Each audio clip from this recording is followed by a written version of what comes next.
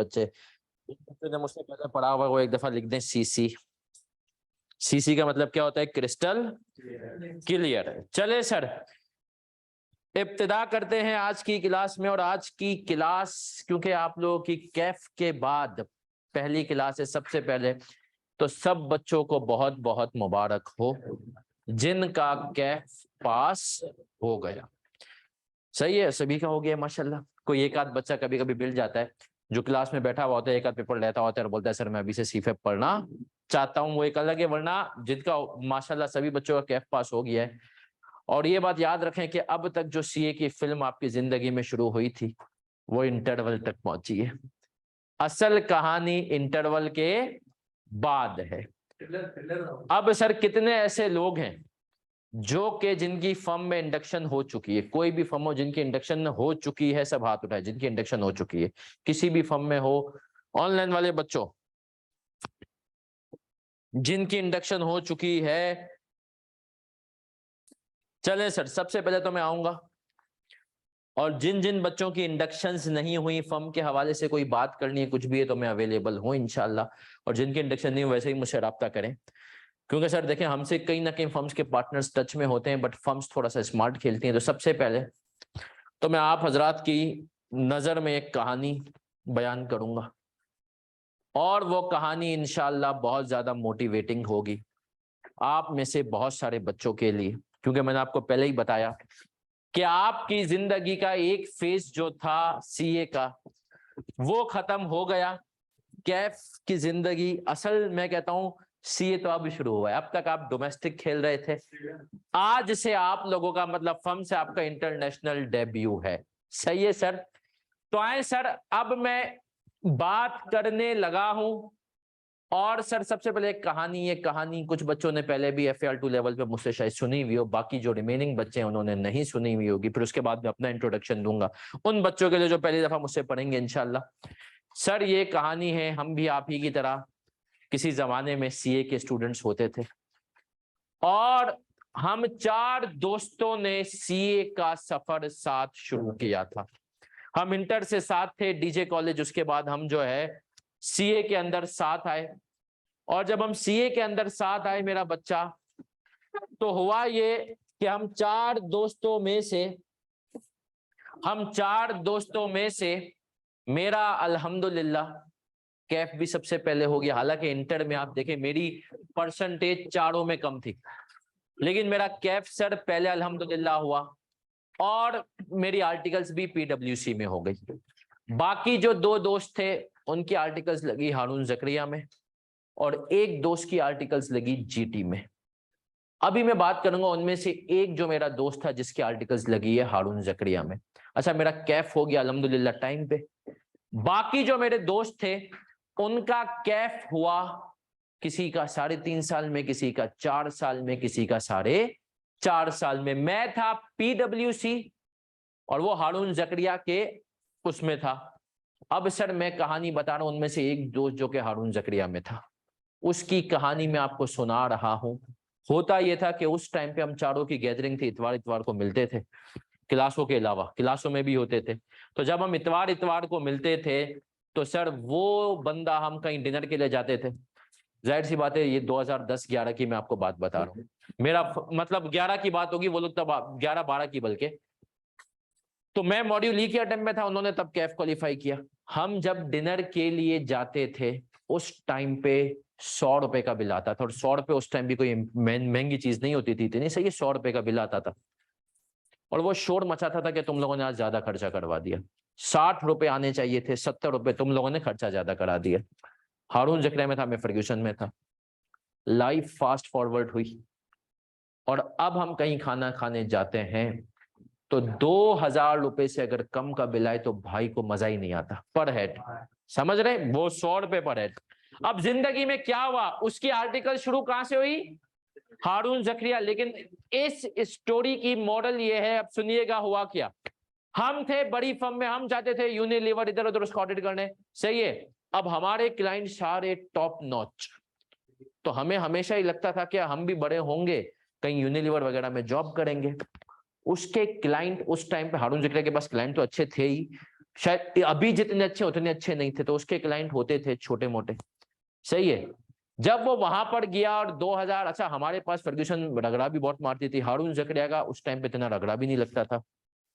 वहां पर वो गया और वहां पर उसका एक सीनियर था, उसके साथ उसने एक साथ, जब आप टीम में काम करेंगे, उसके सीनियर ने उसको पहचान लिया कि अरे बच्चा थोड़ा काम वाला है, मेहनती है। उसके सीनियर ने एक दिन उसको ऑफर की कि भाई मैं अपना जो है ना ऑनलाइन काम करता हूं। ये 2013-14 की बात है। उस टाइम पे ऑनलाइन बुक कीपिंग वगैरह का इतना कॉन्सेप्ट पाकिस्तान में आम नहीं था, इंडियंस बहुत कर रहे थे। उसने बुक कीपिंग वगैरह ऑनलाइन वगैरह वाला, मैं काम करता हूं, मुझे एक बंदे की जरूरत होती है, तू मेरे साथ काम करेगा?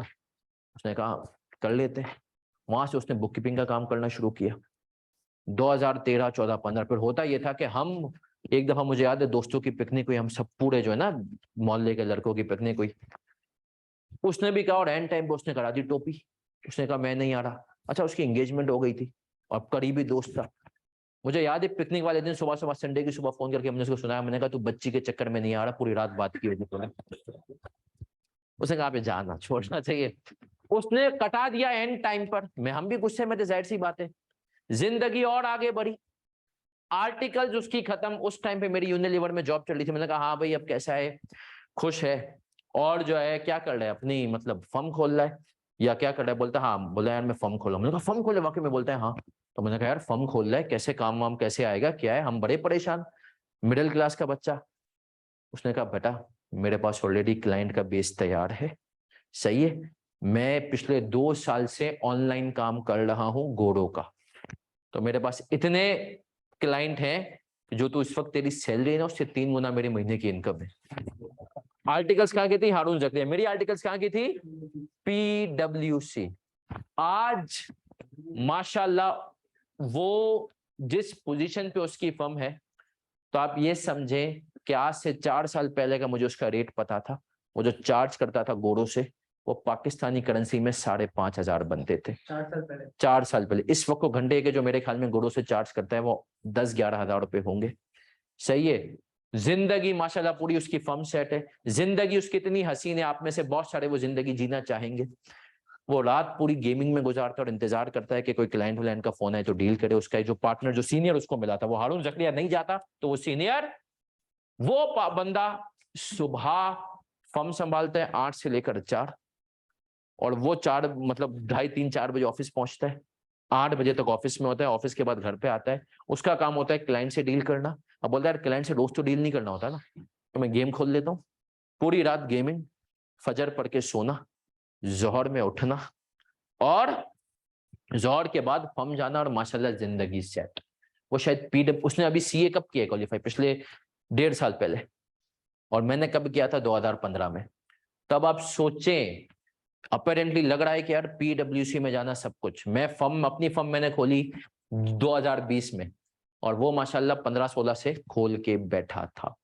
तो अपेरेंटली देखा जाए तो उसके लिए नुकसान की चीज थी भाई हारून जकरिया में हुआ कैफ 4 साल में। लेकिन आज मैं कहता हूं माशाल्लाह शायद हम चारों दोस्तों में सबसे आगे वो है। तो याद रखें, आपका फ्यूचर अल्लाह ने एक बना के रखा है, आपको नहीं पता, बाज मर्तबा आपको लगता है। दूसरी बात, मैं हमेशा कहता हूं कि अगर कोई 6 महीने किसी की अटेम्प्ट थोड़ी सी लेट बन रही है, कुछ हो रहा है, तो याद रखो हो सकता है कि देखो 6 महीने पहले क्वालिफाई करना है, या अपनी पसंद के, अपनी ख्वाहिश के हिसाब से लाइफ पार्टनर से शादी करनी है। सबका जवाब दूसरा ही होगा। बोलेंगे 6 महीने गुजारा कर लेंगे, अगले के साथ जब जिंदगी, तो हो सकता है जो तुम्हारे लिए बेस्ट लाइफ पार्टनर हो, वो अगर तुम 6 महीने क्वालिफाई करते किसी और के साथ फंस जाते। और 6 महीने अगर लेट हो रहे हो तो वो अल्लाह ने लिखा हुआ हो। तो अपने आप को मोटिवेट रखो, उसने तुम्हारे लिए बेस्ट प्लानिंग करके रखी हुई है। तो अगर फर्म में नहीं हुआ, चीजों के मसाइल ने लग रहा है कि भैया अटेम्प्ट के मसाइल हैं, तो टेंशन ना लें, अल्टीमेटली इंशाल्लाह अटेम्प्ट भी बन जाएगी। और मैं आपको एक बात बता दूं, अभी KPMG का जलवा शुरू नहीं हुआ। KPMG का जलवा अभी शुरू होगा इस महीने। उन बच्चों को भी आएगी जिनके कैफ के 1-1 पेपर रहते हैं, कॉलें आएंगी। KPMG का एक ट्रेंड रहा है। अब आ जाते सर, इसमें एक कराची का बच्चा होता है हमारे पास और एक होता है आउटसाइड। आउटसाइड कराची वाला बच्चा ऑनलाइन में कितना है मेरा बच्चा? मैं चाहूंगा हाथ उठाए। दोनों के लिए थोड़ी सी अलग अलग बातें होंगी, फिर आएंगे फर्म की जिंदगी कैसे गुजारनी है क्या। आउटसाइड कराची वाला बच्चा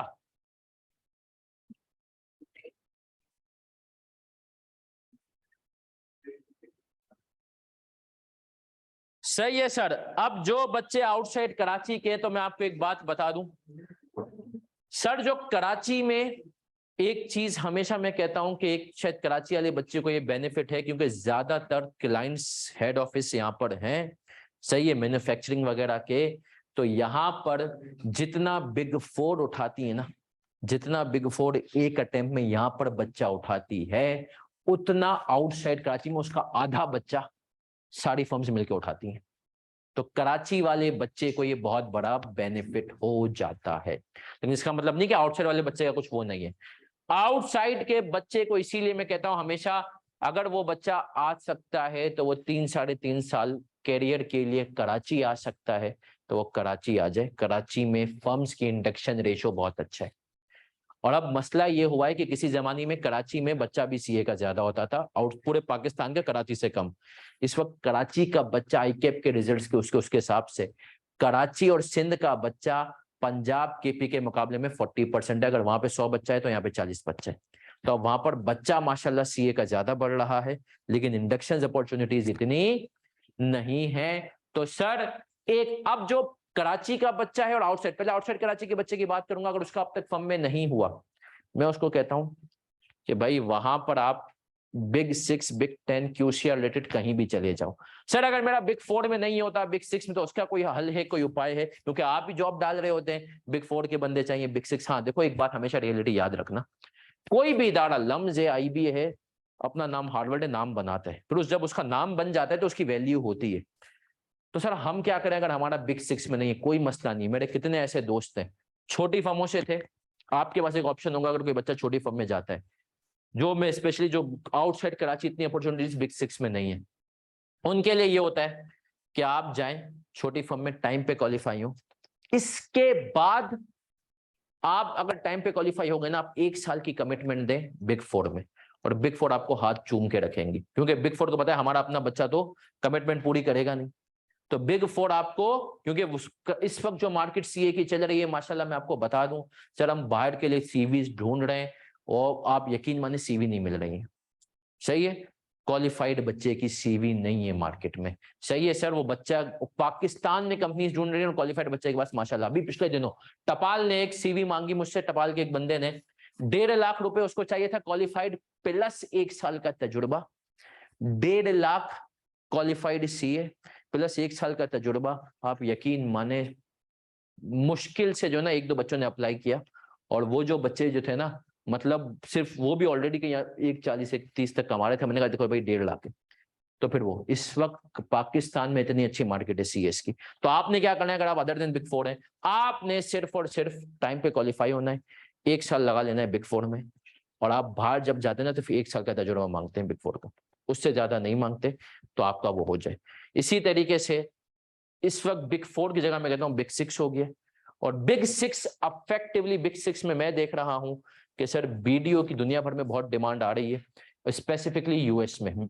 एएफएफ में जब मैं सबसे पहले यूएस में एएफएफ ने हायरिंग की, उसके बाद दूसरे नंबर पे बीडीओ ने, और तीसरे नंबर पे जीटी ने, इन 3 ने हायरिंग की है यूएस साइट पे, और किसी ने अभी तक केपीएमजी की हायरिंग नहीं चल रही। सही है, ईवाई नहीं करता। तो ये आप देखें सर, तो इस वक्त और पाकिस्तान के एनवायरनमेंट में, परसों मेरी एक केपीएमजी के पार्टनर से बात हो रही थी, उन्होंने कहा कि पाकिस्तान में भी बीडीओ बहुत तेजी से आ रहा है। ईवाई के 2 पार्टनर्स गए, केपीएमजी के कुछ पार्टनर से बातचीत चल रही है उनकी। तो आप देखें सर, बेसिकली कुछ फर्म्स आ रही हैं। तो अब, और मैं बोला बीडीओ अभी भी कंजूसी कर रहा है, उसके पार्टनर्स तक भी ये बात पहुंचे, उसको चाहिए बंदे ज्यादा, वो बंदे कंजूसी में कम उठा रहा है, और एक बच्चे पे काफी लोड डाल रहा है। तो याद रखें सर, बीडीओ आगे जाके करेगा हायरिंग, तो ये आप याद रखें, फर्म में सब बच्चों का इंशाल्लाह हो जाएगा। इस वक्त फर्म्स के पास एक और भी बहुत अच्छी अपॉर्चुनिटी है। पहले आप जाते थे सेकंडमेंट पे, अब सेकंडमेंट्स कम हुई है, चल रही है लेकिन कम हुई है। अब वो घोड़ा कहता है, कोविड में उसको समझ में आ गया कि इनको अपने मुल्क में बुला के काम कराओ, तो घोड़ा कहता है भाई फर्म, मतलब हमारी पाकिस्तानी फर्म्स का ही, जिसको बोलते हैं स्मार्टनेस थी उनके अपने हक में। उन्होंने घोड़े को बोला यार तुम क्यों बच्चे को बाहर बुलाते हो, तुमको यहीं से काम कराएंगे, तुझे थोड़ा सा डिस्काउंट मिलेगा, बाकी तू पैसे हमें देना। तुम्हें कहता है अच्छा तुझे वैसे तो हमें देने 16,000, तो एक काम ये कर, जब तुम 1-1.5 साल हो जाते हो ना, तो कुछ फर्म्स ने ऑफर किए अपने ट्रेनिस को, तो हमसे ले ले 25,000, लेकिन तेरा टाइम होगा रात के 2 से 11, और तुमसे 25,000 ले लो, तुमसे बाहर का ऑडिट करवा रहे हैं। जो काम पहले तुम जाके सामने सेकंडमेंट पे करते थे, अब वो यहाँ पर कर रहे हो, फर्म के तो मजे ही मजे। सही है सर। तो इस वक्त इसीलिए डिमांड बहुत ज्यादा है। पीडब्ल्यूसी ने पिछली दफा कोई 200 बच्चा के करीब उठाया था, इस दफा तकरीबन 80-90 बच्चे को उठा लिया। सही है। ये पीडब्ल्यूसी की हायरिंग है। इसी तरीके से केपीएमजी भी जो बात हुई अब तक बहुत बच्चा उठाएगा, तो आप टेंशन ना लें। और किसी का नहीं भी होता, छोटी फर्म में जाएं, बता दिया, टाइम पे क्वालिफाई हो, 1 साल लगा लें तो आप इंशाल्लाह उसी के। अब आ जाते हैं सर, ये तो बात उन बच्चों की हुई जो कि नहीं हुआ। अब आते हैं सर जिन बच्चों का फर्म में हो गया और जिनका नहीं, वो भी अभी हो जाएगा। अब मैंने कहा ना डिफरेंट बॉल गेम पे आ गए हो। अब अगले 3.5 साल शायद तुम इतना झूठ बोलो जो तुमने आज तक जिंदगी में नहीं बोला। अभी तो अलग प्रोफेशनल लाइफ का चार्म है, मजा आ रहा है। कुछ टाइम में बोलोगे मुझे अपने घर जाना है, और फर्म बोलेगी नहीं बेटा अभी नहीं। असल कहानी शुरू होगी जब तुम पहला ईयर एंड पे जाओगे, वो ईयर एंड करोगे, और ये ईयर एंड भी याद रखना सिर्फ हल्का सा स्टार्टर होगा। पाकिस्तान में असल ईयर एंड शुरू होता है जून, मतलब जून वाला होता है। तो सर याद रखें बातें, फर्म में बच्चा क्या गलतियां करता है, और मैं हमेशा से हर क्लास में इंशाल्लाह कुछ ना कुछ ऑडिट वगैरह के हिसाब से टिप्स दूंगा। फर्म में जो बच्चा सबसे पहली गलती करता है सर, वो ये होती है, वहां पर जाकर भी क्लासों का रोना मचाता है। मुझे क्लासें लेनी है, मुझे पढ़ना है, मुझे ये करना है। याद रखें सर, फर्म में अगर शुरू के 6 महीने में, साल में तुम्हारा परसेप्शन अच्छा बन गया, अगले 2.5 साल पार्टी करोगे इंशाल्लाह। लेकिन अगर 6 महीने साल में हो गया ना कि यार ये काम नहीं करता, देखो तुम्हारे लिए बेशक फर्म प्रायोरिटी हो ना हो, शुरू के साल में उसको बताओ कि मेरे लिए फर्म सबसे बड़ी प्रायोरिटी है। देखो याद रखो, फर्म में सीनियर्स का फीडबैक जा रहा होता है। मैं खुद एक फर्म माशाल्लाह चलाता हूं, तो हम सीनियर से पूछते हैं कि इस बच्चे के बारे में तेरी क्या राय है। वो सीनियर्स बताता है, तो फर्म में सीनियर आपकी बात बताएगा मैनेजर को, मैनेजर फिर आगे पार्टनर तक में भी जाती है कि इस बच्चे में दम है। तो फिर जब एक दफा बच्चे का दम साबित हो जाता है, तो अगली जब जॉब इंचार्ज लेवल पे आता है, आगे बढ़ने पे आते हैं, आजकल तो 1.5 साल में बच्चा जॉब लीड करता है, तो कहते हैं यार इससे जॉब लीड करा लो, इसको काम आता है। लेकिन अगर फर्म शुरू में आपने कहा नहीं नहीं सर मेरी वो ये भी क्लास है, मेरी वो भी क्लास है, मुझे ये भी है और मुझे वो भी है, प्रेशर पीरियड में, तो आपका इंप्रेशन इतना बुरा होगा सर, यकीन माने। क्लास तो फिर भी नहीं लेने देंगे, लेकिन आ जाएगा कि ये रोता बहुत है, इसको पढ़ाई की पड़ी। मुझे खुद केपीएमजी के एक पार्टनर कह चुके हैं, फर्ग्यूसन के एक पार्टनर कह चुके हैं कि हम चाहते हैं कि ये बच्चा भी पहले पूरा सीए करके आए, आर्टिकल्स के लिए क्वालिफाई हो जाए, जैसे नहीं एससीसीए में होता है। बोला क्यों? बोलते हैं यार फिर हमें ना छुट्टियां देना इनको पसंद नहीं है। तो वो आपसे ये मांग करते हैं मेरा बच्चा, आप लोगों को इसीलिए फर्म में एक तो अच्छे से उसमें अपना नाम कमाना है। नाम कैसे कमाओगे? जब तेजी बताओगे। तेजी में हर क्लास में शुरू में डिस्कस करूंगा किस एरिया को वेरीफाई करते हुए कहां से तुम फ्रॉड पकड़ सकते हो, कहां मसाइल है, अपने एक्सपीरियंस है उससे। लेकिन याद रखो सर डिफरेंट है फर्म तुम्हारी वाकई में 6 महीने साल में। देखो हमेशा कहता हूँ 3.5 साल के आर्टिकल्स में 2 साल तुम फर्म के ट्रेनी हो और 1.5 साल क्लाइंट के एम्प्लॉय हो। क्या मतलब सर? 2 साल फर्म में तेजी बताओ, फर्म में तुम्हारी परसेप्शन। याद रखो फर्म प्रोफेशनल मां होती है। मैंने जब तक जॉब की ना, कहीं भी इंटरव्यू में गया सिवाय एक आध जगह के, सब ने पूछा फर्म में किस बंदे का कौन से सेक्शन में काम किया था, फर्ग्यूसन के। मैंने कहा सेक्शन बी। किस पार्टनर के साथ काम किया था? क्यों पूछते हैं?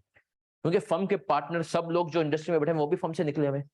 अच्छा वो गए में वो जानते हैं इस पार्टनर को, तो इस पार्टनर को बाकायदा बंदे का फोन करके नाम दिया जाता है, उसकी फोटो भेजी जाती है कि सर इसके बारे में राय दे दें, ये कैसा था।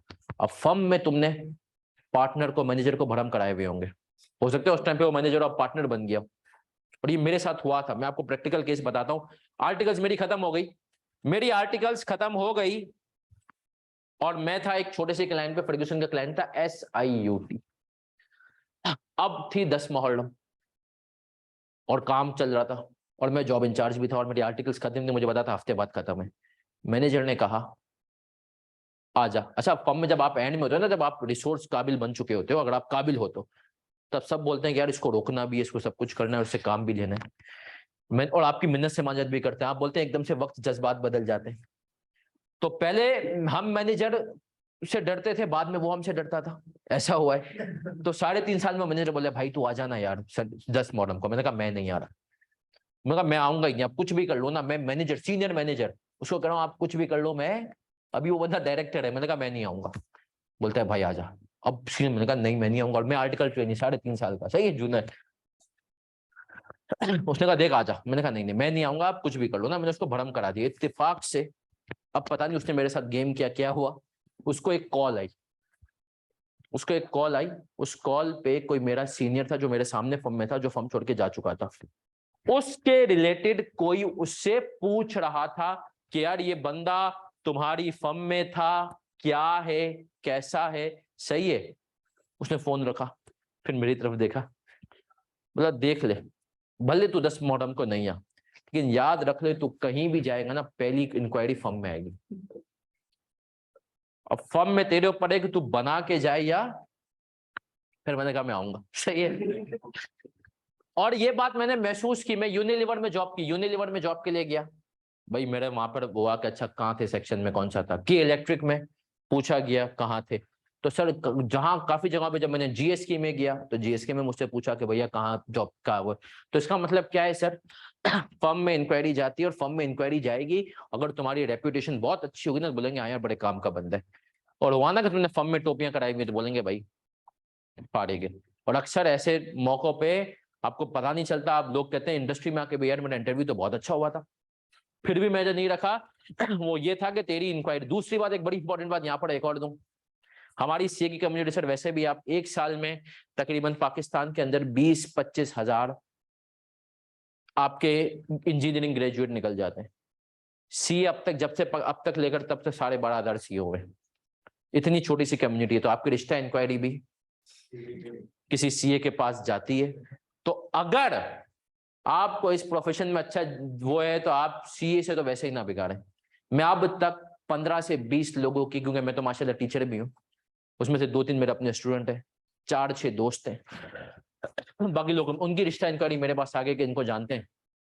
अब जिनको नहीं भी जानते ना, लोग कहते हैं सर आपके तो माशाल्लाह कॉन्टेक्ट्स हैं, तो आप पूछ करके बता दें, तो रिश्ता इंक्वायरी जाती है।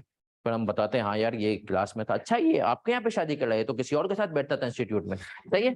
तो फिर बेसिकली हम ये सब चीजें सर, तो इसीलिए पहली एडवाइस फर्म में नाम कमाना है, लेकिन एक बात बड़ी इंपॉर्टेंट जो मैं आपको ये भी बता दूं, नाम कमाना ये सब चीजें अपनी जगह है, लेकिन फर्म में कुछ बातें आपको नहीं करनी है। सबसे पहली बात, फर्म में कोई तुम्हें गाली नहीं दे सकता। अगर कोई तुम्हें फर्म में गाली देते हैं, और फर्म में कल्चर है, ये छोटी फर्म में बहुत ज्यादा है, अगर फर्म में कोई तुम्हें manager, senior manager pressure period में गाली देता है, तुम उसको वहीं पे रोक सकते हो। खवातीन को कोई हैरेस करता है, खवातीन वहीं पर, एक वाकया मशहूर है, नाम नहीं लूंगा, केपीएमजी के आज भी एक बंदा पार्टनर है, उसको एक खातून ने, पार्टनर को, उस टाइम पे भी पार्टनर था, चमाट मार दी थी। तो याद रखें इस चीज पे, कोई कॉम्प्रोमाइज नहीं, कोई आपको गाली नहीं दे सकता। हाँ, डांट डपट फर्म में चलती रहती है। अब आपको एक अलग लाइफ का एक्सपीरियंस होगा, सब चीजों को आपको बैलेंस करना है। हाँ, नाम कमाना है तो 2 साल, मैंने शुरू में क्या कहा, फर्म के बंदे हो, 1.5 साल में 2 साल गलतियां पकड़ के फर्म के पास जाओ, सर ये मैंने पार्टनर को बताओ, कोशिश ये करो किसी भी तरीके से सीनियर मैनेजर पार्टनर तक तुम्हारी पकड़ी हुई गलती पहुंचे, वरना अक्सर गेम बड़ा होता है, फर्म में अभी जाओगे पता चलेगा गलती तूने पकड़ी होगी, क्रेडिट जॉब इंचार्ज ले जाएगा, पता ही नहीं चलेगा, तूने गलती पकड़ी, उसके सामने एक चीज बताई, जॉब इंचार्ज ने बता दिया मैंने पकड़ी, सही है, वो अपनी रेपुटेशन बढ़ा रहा होता है। कोशिश ये करना, कुछ चीजें जो तुम्हें लगता हो बड़ी मसाइल वाली हैं, पार्टनर सीनियर मैनेजर का रिव्यू हो तो कहीं ना कहीं उस चीज को लेके आ जाओ।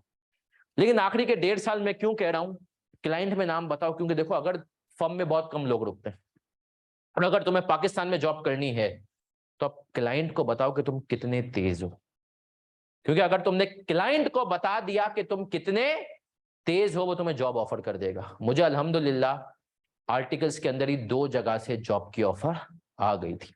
एक जगह तो आ गई जब मेरे 2.5 साल हुए थे, तो मैंने उसको बोला भाई मेरे अभी 2.5 साल है, डाबर से आई थी, जो आपका डाबर हाजमोला डाबर आमला है। फिर एक आई थी आयशा स्टील, वहां पर मैंने खुद मना किया क्योंकि बहुत दूर थी, पोर्ट कासिम पे थी। तो ये चीज अगर क्लाइंट को पता चल गया ना, तो क्लाइंट भी ऑब्जर्व कर रहा होता है। मैंने खुद गया हूँ इंडस्ट्री में, मैंने देखा यार ये बच्चा बहुत तेज है, ये बच्चा बहुत तेज है, इसको यहाँ पर आना चाहिए इंडस्ट्री में। तो क्लाइंट ने तुम्हें आखिरी साल में ताड़ लिया है कि यार ये बच्चा, ये बच्ची बहुत तेज है, और ये आएगी और हमारा फाइनेंस डिपार्टमेंट देखेगी। तो क्लाइंट तुम्हें ऑफर करेगा, सही है, लेकिन उसको ये बात हो कि तुम तेज हो, उसको पता होता है मैंने क्या चीज कहाँ छुपाई हुई है।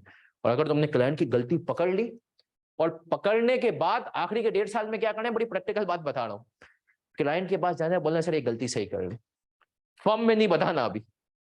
उसके मैनेजर फाइनेंस के पास जाना, सीएफओ के पास जाना, बोलना सर ये गलती ना सही कर दे। तो तूने कैसे पकड़ी, पहले तो वो निगेट करेगा, तो तूने, फिर तुमने अगर वो गलती पकड़ ली, वो दिल ही दिल में तुम्हारी इज्जत करेगा, और जैसे ही तुझे पूछेगा कहने के जाते हुए तेरी आर्टिकल्स कब खत्म हो रही है, अच्छा, फिर वो तुमसे कांटेक्ट में रहेगा और तुमसे मांगेगा सीवी के, भाई तू मुझे सीवी दे दे, क्योंकि वो पहले तुम्हारी हायरिंग कर चुका होता है। एक बंदा था केपीएमजी का, हम एक जाहिर सी बात इंडस्ट्री में थे, हम चीजें छुपाते थे, हर इंडस्ट्री छुपाती है, और कोई आज तक 11 सालों में पकड़ नहीं सका था। उस बंदे ने पकड़ ली, मैं परेशान, मैंने कहा इसने पकड़ी कैसे, मैं कहा बुलाओ। वो आया, मैंने कहा क्या किया तूने, कैसे किया, उसने कहा मैंने पूरी पॉपुलेशन वेरीफाई कर ली। मैं कहा पागल है, का सैंपल चलते, तुमने पढ़ा है ना ऑडिट में। बोलते यार मैं अकेला रहता हूँ यहाँ पे, गाँव का था, फारिग बैठा था, मैंने कहा क्या करूं। फिर मैंने उस बंदे को और तरीके से, अच्छा फिर मैंने जानबूझ के कुछ और चीजें चेक की, उसने चीजों को आइडेंटिफाई किया। वहां पर मैंने इसको कहा कि भैया ये बंदा मैंने तार लिया। खैर मैंने तो कंपनी पहले ही छोड़ दी, फिर मैं अपनी फर्म में आ गया कुछ हाँ। और उस बंदे को मैंने जो है, लेकिन जाते हुए कह दिया था, मैंने कहा देखें ये बच्चा जो है ना, इसकी आर्टिकल्स खत्म हो चुकी हुई है, इसको बुला ले, ये बच्चा आपका काम वाम संभाल देगा उस जगह। कंपनी ने खैर उसको बुलाया नहीं बुलाया, आपके घर उस बंदे की बाहर जॉब हो गई। तो पॉइंट ये था कि ये सब चीजें भी सर बहुत जरूरी है। देखो तुम प्रोफेशनल लाइफ में हो, क्या हम यहां तक सर क्लियर है? क्विकली छोटा सा ब्रीफ इंट्रोडक्शन देता हूं जिन बच्चों ने मुझसे पहले नहीं पढ़ा। प्रोफेशनल टीचिंग 2015 से ही कर रहा हूँ। सीए जब मेरा क्वालिफाई हुआ तो उस टाइम पे मेरा FAR2 का पहला बैच चल रहा था, तो 2015 से प्रोफेशनल टीचिंग कर रहा हूँ। कराची में KNS में पढ़ाया, ताबानीज में पढ़ाया। KNS से तो 15 के से हूँ, ताबानीज में मैंने 2 साल पढ़ाया है, और 17-18 में 2 साल मैंने ताबानीज में पढ़ाया। उसके अलावा टीचिंग कैरियर की हाइलाइट्स ये है, एक FAR1 में मेरिट है। उसके बाद ये खास तौर पर उन लोगों के लिए बड़े गौर से सुनना कि सर मैं 15 से पढ़ा रहा था और 19 तक कोई गोल्ड मेडल वगैरह मेरा कुछ भी नहीं था, लेकिन आज पिछले 20 से लेकर 22 मतलब अभी पिछले 2 सालों में इफेक्टिवली माशाल्लाह मेरे 4 गोल्ड मेडल हैं मेरे स्टूडेंट्स के। ये जो पेपर है FAR का, पिछली अटेम्प्ट में ये एक स्टूडेंट ने इस्लामाबाद से पढ़ा, अली मेहदी ने, उसने गोल्ड मेडल लिया। इसके अलावा FAR2 के अंदर 3 गोल्ड मेडल हैं। सही है, ये सब अल्लाह का एहसान है। हमेशा कहता हूँ गोल्ड मेडल यूजुअली 70% बच्चे की मेहनत होती है, 30% टीचर का एफर्ट होता है, लेकिन मेजॉरिटी अब बच्चे की जो मेहनत है उसके ऊपर भी मैं क्लासों के दौरान बताऊंगा। मैं हमेशा एक बात कहता हूँ, सीए को हमारे बच्चों ने, हमारे टीचर्स ने बहुत बदनाम किया हुआ है, मुश्किल है। CA is the name of smart study. आपको अगर पासिंग मार्क्स निकालने आते हैं, अब मैं आपको एक छोटी सी एग्जांपल देता हूँ। मेरी फर्म में एक बच्चा जॉब करता है, मेरा स्टूडेंट है, उसके पेपर जो है ना, पिछले उसके 3 सालों में ना कैफ का एक पेपर निकला था। अभी पिछले 1 साल में उसके माशाल्लाह सिर्फ एक पेपर लग गया अभी कैफ का। उसने पिछली दफा MFA जैसा पेपर भी जो तुमने खुद पढ़ के निकाल लिया। उसने मैंने पूछा क्या चेंज है, बोला सर आपकी एक बात मैंने ना बड़े सीरियसली ले ली। मैंने कहा क्या? मैं हमेशा बच्चों को कहता हूँ 60 नंबर पेपर में वो आइडेंटिफाई करो जो तुम्हें 24 निकाल के देंगे।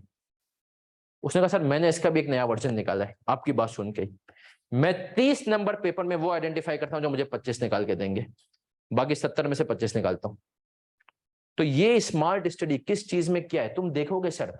अभी तुम्हारे सामने कुछ हकाइक पेश करूंगा मैं, उन हकाइक को देख के इंशाल्लाह आप लोगों को कुछ चीजें नजर आ जाएंगी जो आप बोलेंगे कि सर वाकई में सी इतना मुश्किल नहीं। अब आता हूं सर, मेरा इंट्रोडक्शन हो गया सबका। अब आते हैं कि सर ये बैच कब तक चलेगा, इसकी क्या चीजें होंगी, क्या डायनेमिक्स होंगे। तो सर देखें ये बैच आपकी जब तक अटेम्प्ट है तब तक आपके पास पोर्टल का एक्सेस होगा। इफेक्टिवली ज्यादातर बच्चा यहाँ पर दिसंबर 23 वाला होगा, कुछ बच्चा जून 24 वाला भी होगा। तो जब तक आपके अटेम्प्ट है आपको बस निमरा को अभी बता देना होगा कि भाई मेरी ये अटेम्प्ट है, तब तक आपके पास इसका एक्सेस होगा। अच्छा सर मैं अगर जून 23 तक लेक्चर्स खत्म करना चाहता हूं तब तक क्या लेक्चर्स खत्म होंगे? देखिए इस क्लास के नहीं होंगे, हाँ आपको रिकॉर्डिंग मिल जाएगी। देखिए सर अब फाइनल लेवल पे मैं आपको एक बात बता दूं, अभी मुझे नहीं पता कि क्या, अच्छा अभी जो है अगर हम देखें तकरीबन जो है 28 के करीब लोग बैठे हैं, 15-16 यहाँ पर बैठे हैं। तो ये वो बच्चे हैं जो कि अभी क्लास में बैठे हुए हैं और इसकी एक बड़ी आवाम रिकॉर्डिंग लेगी। और क्योंकि FAR 2 लेवल पे भी हम देखते हैं 40% आवाम होती है। फाइनल लेवल पे सर पिछले बैच में तकरीबन मेरे ख्याल में कोई इनरोल बच्चे थे माशाल्लाह कोई 150 के आसपास। सही है, मतलब अभी जो चल रहा है BA इसमें कुछ, उसमें से आप यकीन माने मैं आगे जाके जब लाइव क्लासेस लेता हूँ 2 बच्चे फिजिकल बैठे होते हैं, 3 जूम पे, बाकी बच्चे घर पे रिकॉर्डिंग। और एक दफा मैंने पूछा भी, मैंने कहा यार मुझे यकीन नहीं आ रहा तुम लोग रिकॉर्डिंग लेते भी और नहीं लेते, जो रिकॉर्डिंग ले रहे हैं मुझे मैसेज करें। तो आप समझे ये बात मैंने जुमेरात की क्लास में की थी और मुझे मैसेजेस मंडे को आए। तो बच्चों ने कहा सर हम संडे को सारी क्लासें लेते हैं। फाइनल में रिकॉर्डिंग एक मेरे हिसाब से एक नॉर्मल मीडियम है। रिकॉर्डिंग में ही बच्चा जाता है, बहुत सारा बच्चा जो हमारा भी था उसने भी आज कहा कि नहीं सर मैं रिकॉर्डिंग ही लूंगा। तो रिकॉर्डिंग, लेकिन मैं कहता हूँ रिकॉर्डिंग लो, लेकिन फाइनल में याद रखो पिछली अटेम्प्ट में FFR का रिजल्ट दिसंबर 17 के बाद सबसे कम आया 20%। उससे पहले इसका 32-36 था। और आईकेप से जब हम बात करते हैं तो आईकेप कहता है रिकॉर्डिंग जमा कर करके रखता है और एंड में लेता। तो मैं यही कहता हूँ देखो फर्म, लेकिन फर्म से भी हमारी जब बात होती है ना, हम फर्म को कहते हैं बच्चों को क्यों नहीं छोड़ते, बोलते सर इनको बोले रिकॉर्डिंग ले। लेकिन और रिकॉर्डिंग लेना तो फर्म के पार्टनर्स कहते हैं आप बच्चे को बोले रिकॉर्डिंग ले, हम गारंटी देते हैं कि सिवाय पीक सीजन के इनको कभी संडे को नहीं बुलाएंगे। इनको बोले ना संडे को काम करें, सैटरडे को भी ऑफ सीजन में नहीं बुलाएंगे। उसमें पड़े आम दिनों में हमसे घर जाने की बात ना करें। हाँ ऑफ सीजन में आप फिर भी चले जाते हैं, कोई मसले की बात नहीं है। तो सर साथ साथ करें ये चीजें। अब मैं आऊंगा क्विकली, छोटी सी 5 मिनट की बात बनाई, मेरी एक बड़ी डिटेल डिस्कशन यूट्यूब पे मैंने कर दी है, जो लिंक भी शेयर कर दिया पेपर कॉम्बिनेशन पे। बहुत सारा बच्चा आता है कि सर पहली अटेम्प्ट में क्या जाए, और पहली अटेम्प्ट में मार्केट में एक हर्फ आम मशहूर है और मेजॉरिटी बच्चा उसके ऊपर जा रहा होता है। वो कहता है बच्चा कि सर मैं लूंगा FFR और ऑडिट, और बहुत सारा बच्चा इसके साथ साथ क्या लेता है BFD। यूजुअली ये कॉम्बिनेशन मार्केट में नॉर्मल चल रहा होता है। लेकिन अगर आप देखेंगे ना FFR का पिछली अटेम्प्ट में 20% रिजल्ट आया। उससे पहले ये मैं आपको बता रहा हूं पिछली अटेम्प्ट जिसको हम कहेंगे जून 22, सही है सर। उससे पहले एवरेज अगर मैं लगाऊं पिछली, इससे पहले कि अगर जो है 5 इयर्स लगाऊं, तो आप देखें एवरेज रिजल्ट है ना FFR का 32% बन रहा है। कितना बन रहा है? ऑडिट की अगर मैं बात करूं ना सर, तो ऑडिट का एवरेज रिजल्ट ही 18 से 20% है। कितना है सर? 18 से 20। अब मेरी एडवाइस ये, और जिसको अगर आप थोड़ा सा लॉन्ग टर्म में भी सोचें सर, किसी जमाने में जब हम थे स्टूडेंट CA के, तो सर मॉड्यूल ये होता था, उसमें FFR होता था, उसके अंदर IT होता था, उसके अंदर BM, जब तुम्हारा SPM होता था, और कंपनी लॉ होता था। 4, और कंपनी लॉ उस टाइम पर रट्टे वाला होता था तो इतना मुश्किल नहीं आता था ये 4। अगली अटेम्प्ट में मॉड्यूल F में होता था ऑडिट। अभी बच्चा करता क्या है, बच्चा शुरू में उठा लेता है ऑडिट, सबसे बड़ा भंड मारता है ऑडिट। एक तो शुरू में उठाता है, उसके क्लासेस भी अभी से लेना शुरू कर देता है। इसका सबसे बड़ा नुकसान ये होता है कि अभी पढ़ता है भूलता जाता है, और अभी तुम्हें वो नॉलेज अंडरस्टैंडिंग ही नहीं है। तुम्हें नहीं पता कि ऑडिट को पहला कैसे जाता है, तुम्हें नहीं पता कि तुम्हारे को लगता है कि यार ये इतना बड़ा इशू मैंने पकड़ा, पार्टनर की नजर में इतना सा अगर वो जाते ये मक्खी की तरह उड़ाएगा, बोलेगा चल हटा। क्लियर रिपोर्ट देगा पार्टनर, तुम्हारे हिसाब से तो इसके ऊपर एडवर्स ओपिनियन बनता था, बोलेगा चल भाई चल सही है। तो सर अभी प्रैक्टिकलिटी का तुम्हें अंदाजा नहीं, पहली चीज। दूसरी चीज तुम्हारे पास तजुर्बा इतना नहीं होता, तो इस बेस पे तुम लोग कैफेट के साथ ये करते हो। और इसमें बच्चा, मैं आपको बता दूं, गोल्ड मेडलिस्ट बच्चा, चीता बच्चा, जो कि कभी कैफ में नहीं रुका था, आगे भी मुझे पता है इंशाल्लाह नहीं रुकेगा, लेकिन वो ऑडिट में रुक रहा है। सर वो कहां रुक रहा है? ऑडिट के अंदर वो बच्चा रुक रहा है। और मेरा मानना, और ज्यादातर ठीक है सर, गलती यही है कि बच्चा पहली अटेम्प्ट में ना उसको ऑडिट की नॉलेज होती है, ना उसको इस लेवल की ड्राफ्टिंग पे आता है, और बच्चा ऑडिट उठा रहा होता है। तो मैं हमेशा नए बच्चे को कहता हूं भाई तुझे इतना ही शौक है ना, इसको रिप्लेस करके तू दे दे। ये सेल्फ स्टडी पे भी हो सकता है, नहीं तो तुम आखिरी के 3-4 महीने में भी। अब सुनना सर, इसका एक लॉजिकली एक और चीज भी होती है। आईकेप के रिजल्ट्स कहते हैं, हिस्टोरिक जो स्टेट्स कहते हैं, कैफ लेवल पे भी मेजॉरिटी बच्चा प्रैक्टिकल में नहीं इतना रुकता जितना थ्योरी में रुकता है। आप देख लें लॉ फंसा पड़ा होता है, आप देख लें ऑडिट रुका हुआ होता है। तो आईकेप भी कहता है भैया थ्योरी में, और यहाँ पर तो और इसका मसाइल है सर, मैं आपको बता दूं अब बीएफडी का कोर्स बड़ा हल्का हो गया। तो और मैं कहता हूँ पहली अटेम्प्ट है यार, तुम पहली अटेम्प्ट है, शुरू के 10 ओवर्स खेल रहे हो, तो शुरू के 10 ओवर्स खेलते हुए मेरा बच्चा तुम्हारे पास रन ज्यादा हो, कॉन्फिडेंस ज्यादा हो। एफएफआर बीएफडी निकालना आसान है ऑडिट के मुकाबले में, एसपीएम निकालना आसान है, तो मेरा मानना है पहली अटेम्प्ट में कॉन्फिडेंस की तरफ जाओ। और तुम्हें एमएसए का शौक है तो इन दोनों से तुम्हारा एमएसए 2 खुल जाएगा। जब एमएसए 2 खुल जाएगा तो फिर अगली अटेम्प्ट में पढ़ो ऑडिट। सही है। टारगेट, अच्छा सर अगर मैं पहली अटेम्प्ट में 4 देना चाहूं, ऐसे भी लेजेंड है, एक स्टूडेंट को मैं जानता हूं, उसने माशाल्लाह ऐसे करके सीए निकाल लिया, बट मैं उसको कहता हूं तू हम में से नहीं था, वो अलग माशाल्लाह एक क्लास थी। तो सर 4 भी दे सकते हो, लेकिन मैं कहता हूं 4 पे वो बच्चा जाए जिसकी फर्म की वजह से 1.5 साल हो गया, वरना सर 1 साल के उसमें ना अब आईके बहुत खतरनाक चल रहा है। 4 बहुत मुश्किल है, क्योंकि मैं आपको एक बिल्कुल मोहतात अंदाजे के हिसाब से बताऊंगा ना सर, मोहतात अंदाजे के हिसाब से, तो एफएफआर का कोर्स आपका 300 घंटे का है। कितने का है? 300 घंटे का। वो भी मैं आपको बता रहा हूँ चीजों को कंप्रेस थोड़ा सा, स्टडी टाइम क्लास में से जो अगर हम बातें शातें लगाएं तो ये 400 450 घंटे। दूसरी इंपॉर्टेंट चीज सर, एफएफआर का कोर्स है 300 घंटों का, उसके अलावा इसके अंदर कम से कम 2000 प्लस कॉन्सेप्ट्स हैं। अब सर ये 2000 प्लस कॉन्सेप्ट से क्या मतलब है आपका? कंसोलिडेशन में गुडविल एक कॉन्सेप्ट है, एनसीए एक कॉन्सेप्ट है, इस किस्म के जो कॉन्सेप्ट है ये, तो ये इतनी हैवी चीज है। सही है सर।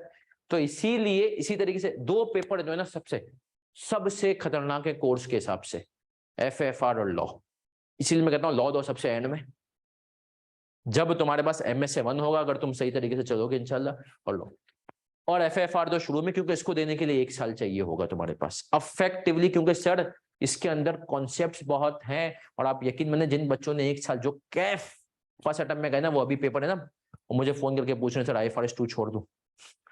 उसने मतलब पूरे 1 साल में भी क्लासे नहीं ली, अभी बोला सर IFRS 2 देख ही नहीं सका हूं, छोड़ दूं।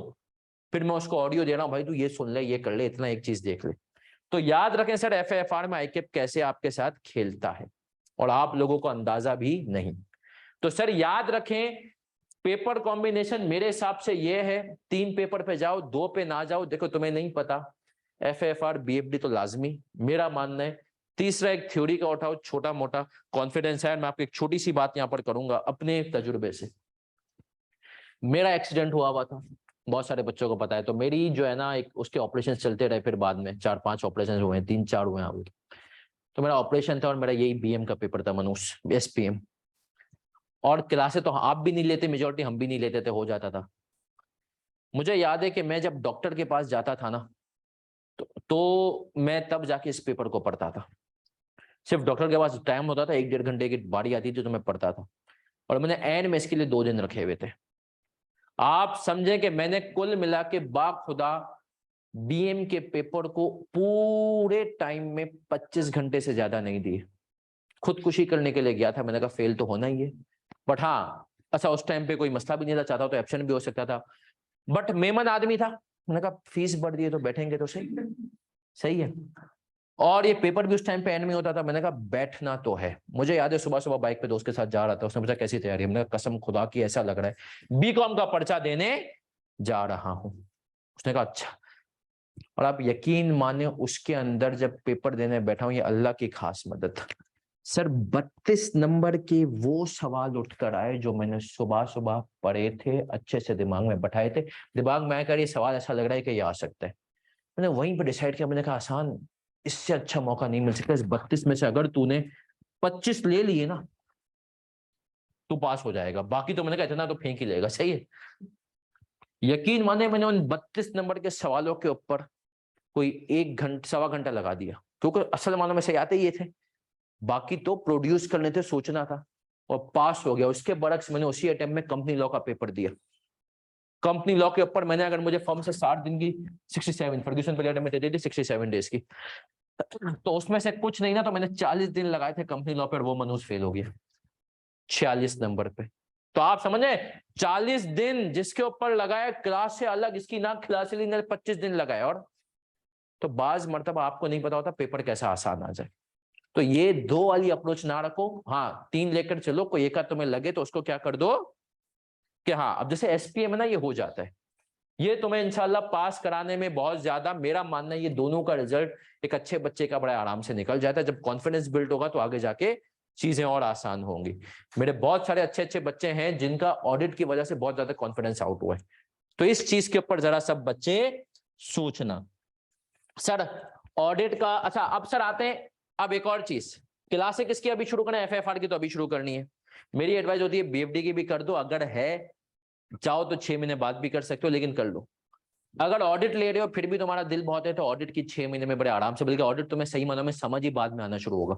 जो असल है जब तुमने 1 आध 2 क्लाइंट कर लिए होंगे भाई, तब तुम्हें, अभी तो तुमने वैसे ही पढ़ा हुआ है ना कि मटीरियलिटी क्या होती है, ये होती है, किस तरीके से होती है, पता चलेगा उसकी धज्जियां कैसे उड़ती हैं, क्या एक्चुअल पॉइंट्स होते हैं। जो तुमने आईटी की बातें, जो तुम्हें आईटी का पोर्शन बोझ लगता था कैफ लेवल पे, उसकी इंपॉर्टेंस समझ में आने लगेगी। तुम बोलोगे अबे क्या क्या चीजें चलती हैं। ऑडिट की क्लासें हो या एसपीएम की क्लास लेनी हो, अभी नहीं लेना, 6 महीने बाद लेना, ताकि तुम्हें याद रहे, रिटेन रहे, अंडरस्टैंडिंग लेवल बढ़ गया हो। तो क्या हम यहाँ तक क्लियर है सर? अब आते हैं सर, इस अटेम्प्ट में आपके साथ 2 कार्रवाइयां होने जा रही हैं। एक कार्रवाई आपको पता है पेपर कंप्यूटर बेस्ड होने वाला है। आप लोग जब देंगे दिसंबर 23 से एक्सपेक्ट, हालांकि मुझे अभी भी लग रहा है कि इतना ही होगा, वैसे तो आईकेप का मूड जून 23 से कर देगा, लेकिन मुझे ऐसा लग रहा है, इसके चेहरे पे एकदम से हवाएं आते रहे क्या, लेकिन मुझे ऐसा लग रहा है क्यों नहीं होगा, क्योंकि अभी आईकेप के सॉफ्टवेयर में बहुत ग्लिचेस है। अभी पता चल जाएगा जो एमएसए के पेपर होंगे उसमें क्या है। तो सर कंप्यूटर बेस्ड पेपर होगा तो आपके लिए बड़ा अच्छा है। आप बच्चों को बहुत डर भी लगता है, हम इंशाल्लाह कुछ सवाल करेंगे भी, एक्सेल में अभी आप ऐसे चीते हो जाएंगे आपको वो नेमत लगेगा। हाँ प्रोवाइडेड आईकेप के जो सॉफ्टवेयर के अंदर एक्सेल बिल्ट इन है, स्प्रेडशीट है, वो सही चले। एक चीज तो ये, और थोड़ा सा ग्रिड में चेंज है। अब मैं आता हूं सर, लोग कहते हैं कि एफएफआर मुश्किल है, ये हो जाता है, मैं कहता हूं सबसे, अगर टैक्स के बाद, यहाँ पर भी टैक्स सबसे आसान है पास करने के लिए, लेकिन टैक्स के बाद सबसे आसान पेपर है, और शायद अब टैक्स है वो एफएफआर हो गया, एसपीएम या एफएफआर। क्यों सर? एफएफआर का पेपर प्रिडिक्टेबल बहुत है, एफएफआर का पेपर प्रिडिक्टेबल बहुत है। अभी कुछ छोटी सी बातें इससे रिलेटेड करूंगा, किसी का अगर पेपर को आप कोई सवाल है तो 2 मिनट दे रहा हूं, नहीं तो हम आगे बढ़ेंगे। बहुत सारे बच्चे कह रहे हैं कॉर्पोरेट लॉ, मैं कहता हूं पहली अटेम्प्ट में जाना चाहो टाइम ज्यादा चले जाओ, बट मुझे ऐसा लगता है कि corporate law over the period historically बहुत बुरा रिजल्ट आ रहा है। आईकेप उसके अंदर थोड़ा सा वैशी हो गया है, मैं भी पहले कहता था, बट मुझे लग रहा है जब से एक टीचर हुआ करते थे पहले कॉर्पोरेट लॉ के टीएसए में, और अब वो बन गए एग्जामिनर, और जब से वो एग्जामिनर बने ना तो किसी को समझ में नहीं आ रहा है। तो उसका पेपर और ओपन बुक देखो, आईकेप ने ओपन बुक को पेपर किया ना, यकीन मानो सबसे पहले मैं कहता था हमें, तुमने अभी जैसे बच्चे ने कॉर्पोरेट लॉ पढ़ के पास किया है, उसको याद होगा वो डेज याद करना कितना मुश्किल था, वो सिर्फ 10% था, उसका 90% अभी और आ रहा है। आप सोचो तुम डेज में ही घूम जाओ। मैंने जब सीए फाइनल दिया था मैंने कहा भाड़ में जाए डेज, यार कुछ भी लिख दूंगा एज मे बी स्पेसिफाइड, सही है, लेकिन डेज याद नहीं करूंगा। अब सर वो याद, लेकिन अभी भी बच्चा कह रहा है सर, और मैंने खुद भी देखा है, एक लाइन लिख के दे देता है, अब आपको ढूंढना है उसका जवाब 4 लॉ से आ सकता है, अब आपको केस पढ़ के ढूंढना है भाई बात किसकी कर रहा है, बहुत मुश्किल है। तो मैं कहता हूं लॉ को थोड़ा सा डिले, देखो पहली अटेम्प्ट में टारगेट हो कि जल्दी पास होके कॉन्फिडेंस बढ़ाना है।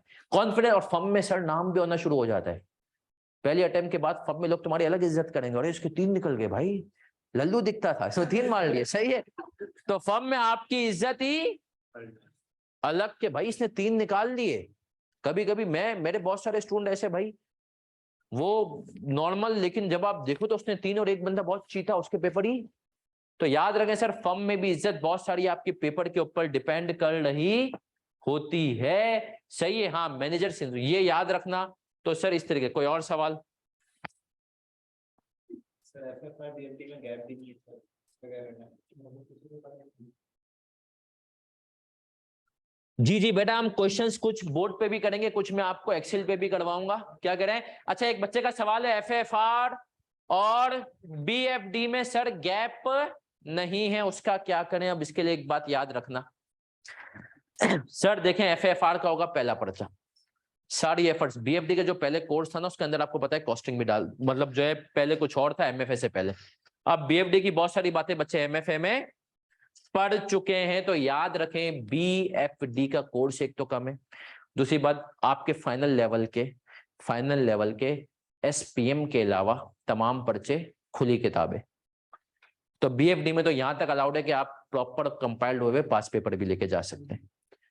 तो प्रैक्टिकल पेपर है तुम्हारा, पहला एफएफआर है और तुमने एफएफआर भी पहले, उसके अगले दिन ही 2 ट्यूसडे को बीएफडी है, तो उसके रिवीजन में भी इतना टाइम नहीं लगता। जो बच्चे दे रहे हैं ना वो कहते हैं सर बीएफडी अगले दिन भारी नहीं पड़ता। क्यों नहीं पड़ता? क्योंकि सर डिवीजन में इतना टाइम नहीं लगता, ओपन बुक है, और उसके अलावा बस जो चीजें एक दफा रजिस्टर घुमाना होता है। सही, हाँ, और कोर्स भी छोटा है, इसका 300 है, तो बीएफडी का कोर्स 160 नहीं तो 180-200 घंटे का कोर्स है। सही है सर, बहुत भी हुआ, लेकिन इतना मुश्किल नहीं है सर, और एमएफए में बहुत सारी चीजें अब कवर हो गई, इसीलिए वो मसला नहीं होता। कोई और सवाल कुछ पूछता था दर्शक साहब? सर एक बच्चा कह रहा है अगर 1.5 साल की अटेम्प्ट बने तो कंपनी लॉ लूं। अब आ जाए सर एक बच्चा, अब बड़े गौर से सुनना, मैं अभी स्टैंडर्ड्स के ऊपर बात करता हूं। एक बच्चा कह रहा है कि सर अगर अटेम्प्ट 1.5 साल की, तो मैं कहता हूं अगर 1.5 साल की अटेम्प्ट बन रही है तेरी भाई, देखो फर्म में तो तुम सब, ये मेरा पूरा यकीन है, किसी की 1.5 साल बाद भी बनेगी ना तो वो शायद दिसंबर में नहीं तो जनवरी में फर्म में होगा इंशाल्लाह।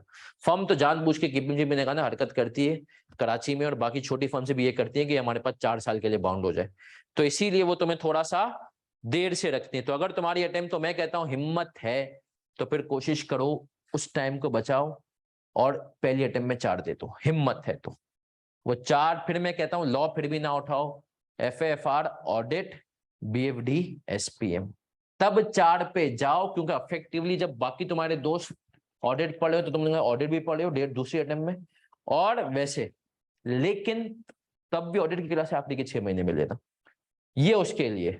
ठीक है सर, कोई और सवाल है? नहीं तो सर आधा एक सर एफएफआर में स्टैंडर्ड्स, देखो मैंने तुम्हें अब तक कहा स्टैंडर्ड्स ना लो, लेकिन अब कहूंगा स्टैंडर्ड्स ले लो। याद रखो सर बड़े हो गए हो, अब स्टैंडर्ड जरूरी हो गए हैं, पहली चीज। दूसरी इंपॉर्टेंट चीज ये है, कोशिश करेंगे स्टैंडर्ड से जहां जहां पॉसिबल हुआ चीजों को रेफर करेंगे। बहुत सारे बच्चे जो पुराने मिलते हैं वो कहते हैं कि सर हम अपने सीनियर्स को देखते हैं जिन्होंने पढ़ा था, पुराने टीचर से जो अब नहीं पढ़ा रहे, सर काजिम अब्बास वगैरह, उनको स्टैंडर्ड्स खोलने आते हैं।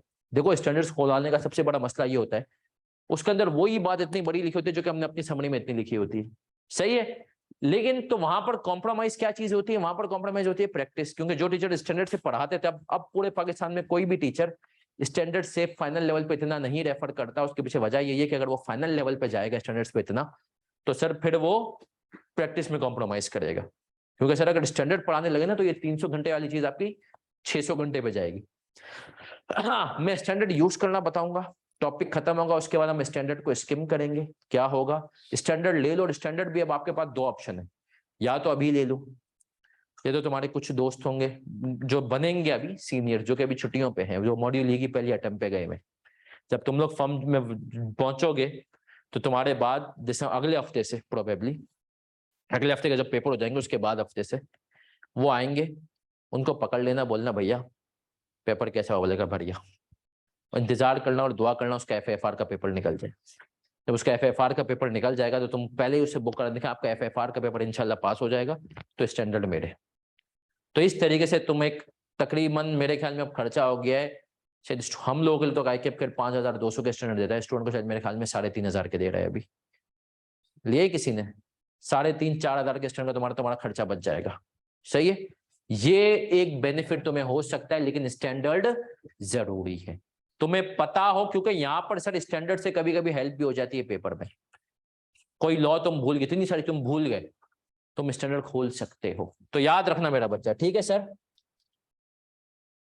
आए सर आगे आते हैं, स्टैंडर्ड रिवाइज करने के लिए बेटा वही चीजें जो हमारी समरीज होती हैं वही देखेंगे। आए, कोई और सवाल किसी बच्चे का? चलें सर अब आगे बढ़ेंगे हम, और थोड़ी सी बात करूंगा एफएफआर की, क्या पेपर है, किस तरीके से इसको हम करेंगे। पहले मैं आप लोगों को आज पहली क्लास में बता दूंगा स्मार्ट स्टडी पास कैसे होना है इसमें। ये मैं कह रहा हूं ना प्रेडिक्टेबल पेपर है। कौन सा पेपर है? अब आ जाए सर, प्रेडिक्टेबल पेपर है, इसके अंदर आप गौर से देखें,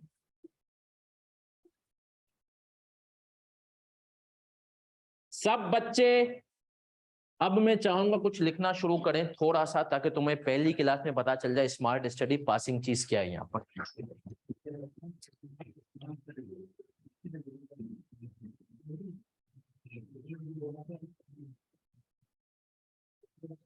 हालांकि मैं अभी आपको इसका हैंड आउट दूंगा, लेकिन फिर भी लिखवाऊंगा ताकि तुम्हें याद रहे क्या क्या चीज यहाँ पर इंपॉर्टेंट है, किस किस हिसाब से है।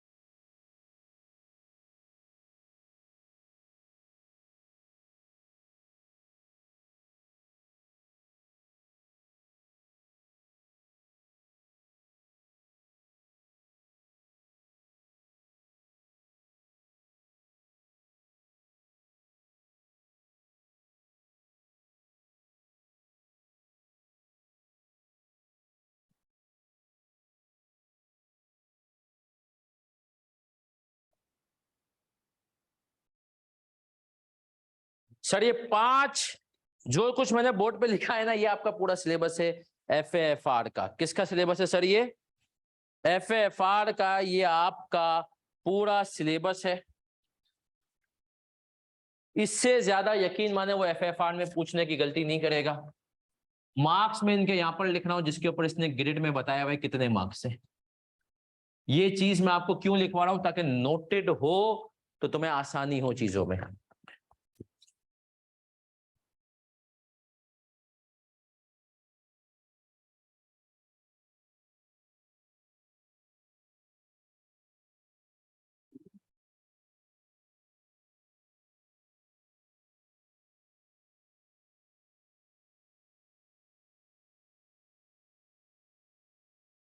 अब सर आ जाए, ये सब बच्चे कॉपी भी कर रहे हैं या फोटो खींचनी है फोटो खींच लो, जो भी तुम्हें सही लगे। लेकिन सर याद रखें, मेरी गारंटी है अगर तुमने इंसानों की तरह टाइम पे क्लासें खत्म कर दी, यहाँ पर भी क्विज वीक बनाते हैं। यकीन माने अभी मैंने क्विज वीक लिया और 100 बच्चे करीब माशाल्लाह ऐसे होंगे जिनके अभी दिसंबर में अटेम्प्ट है।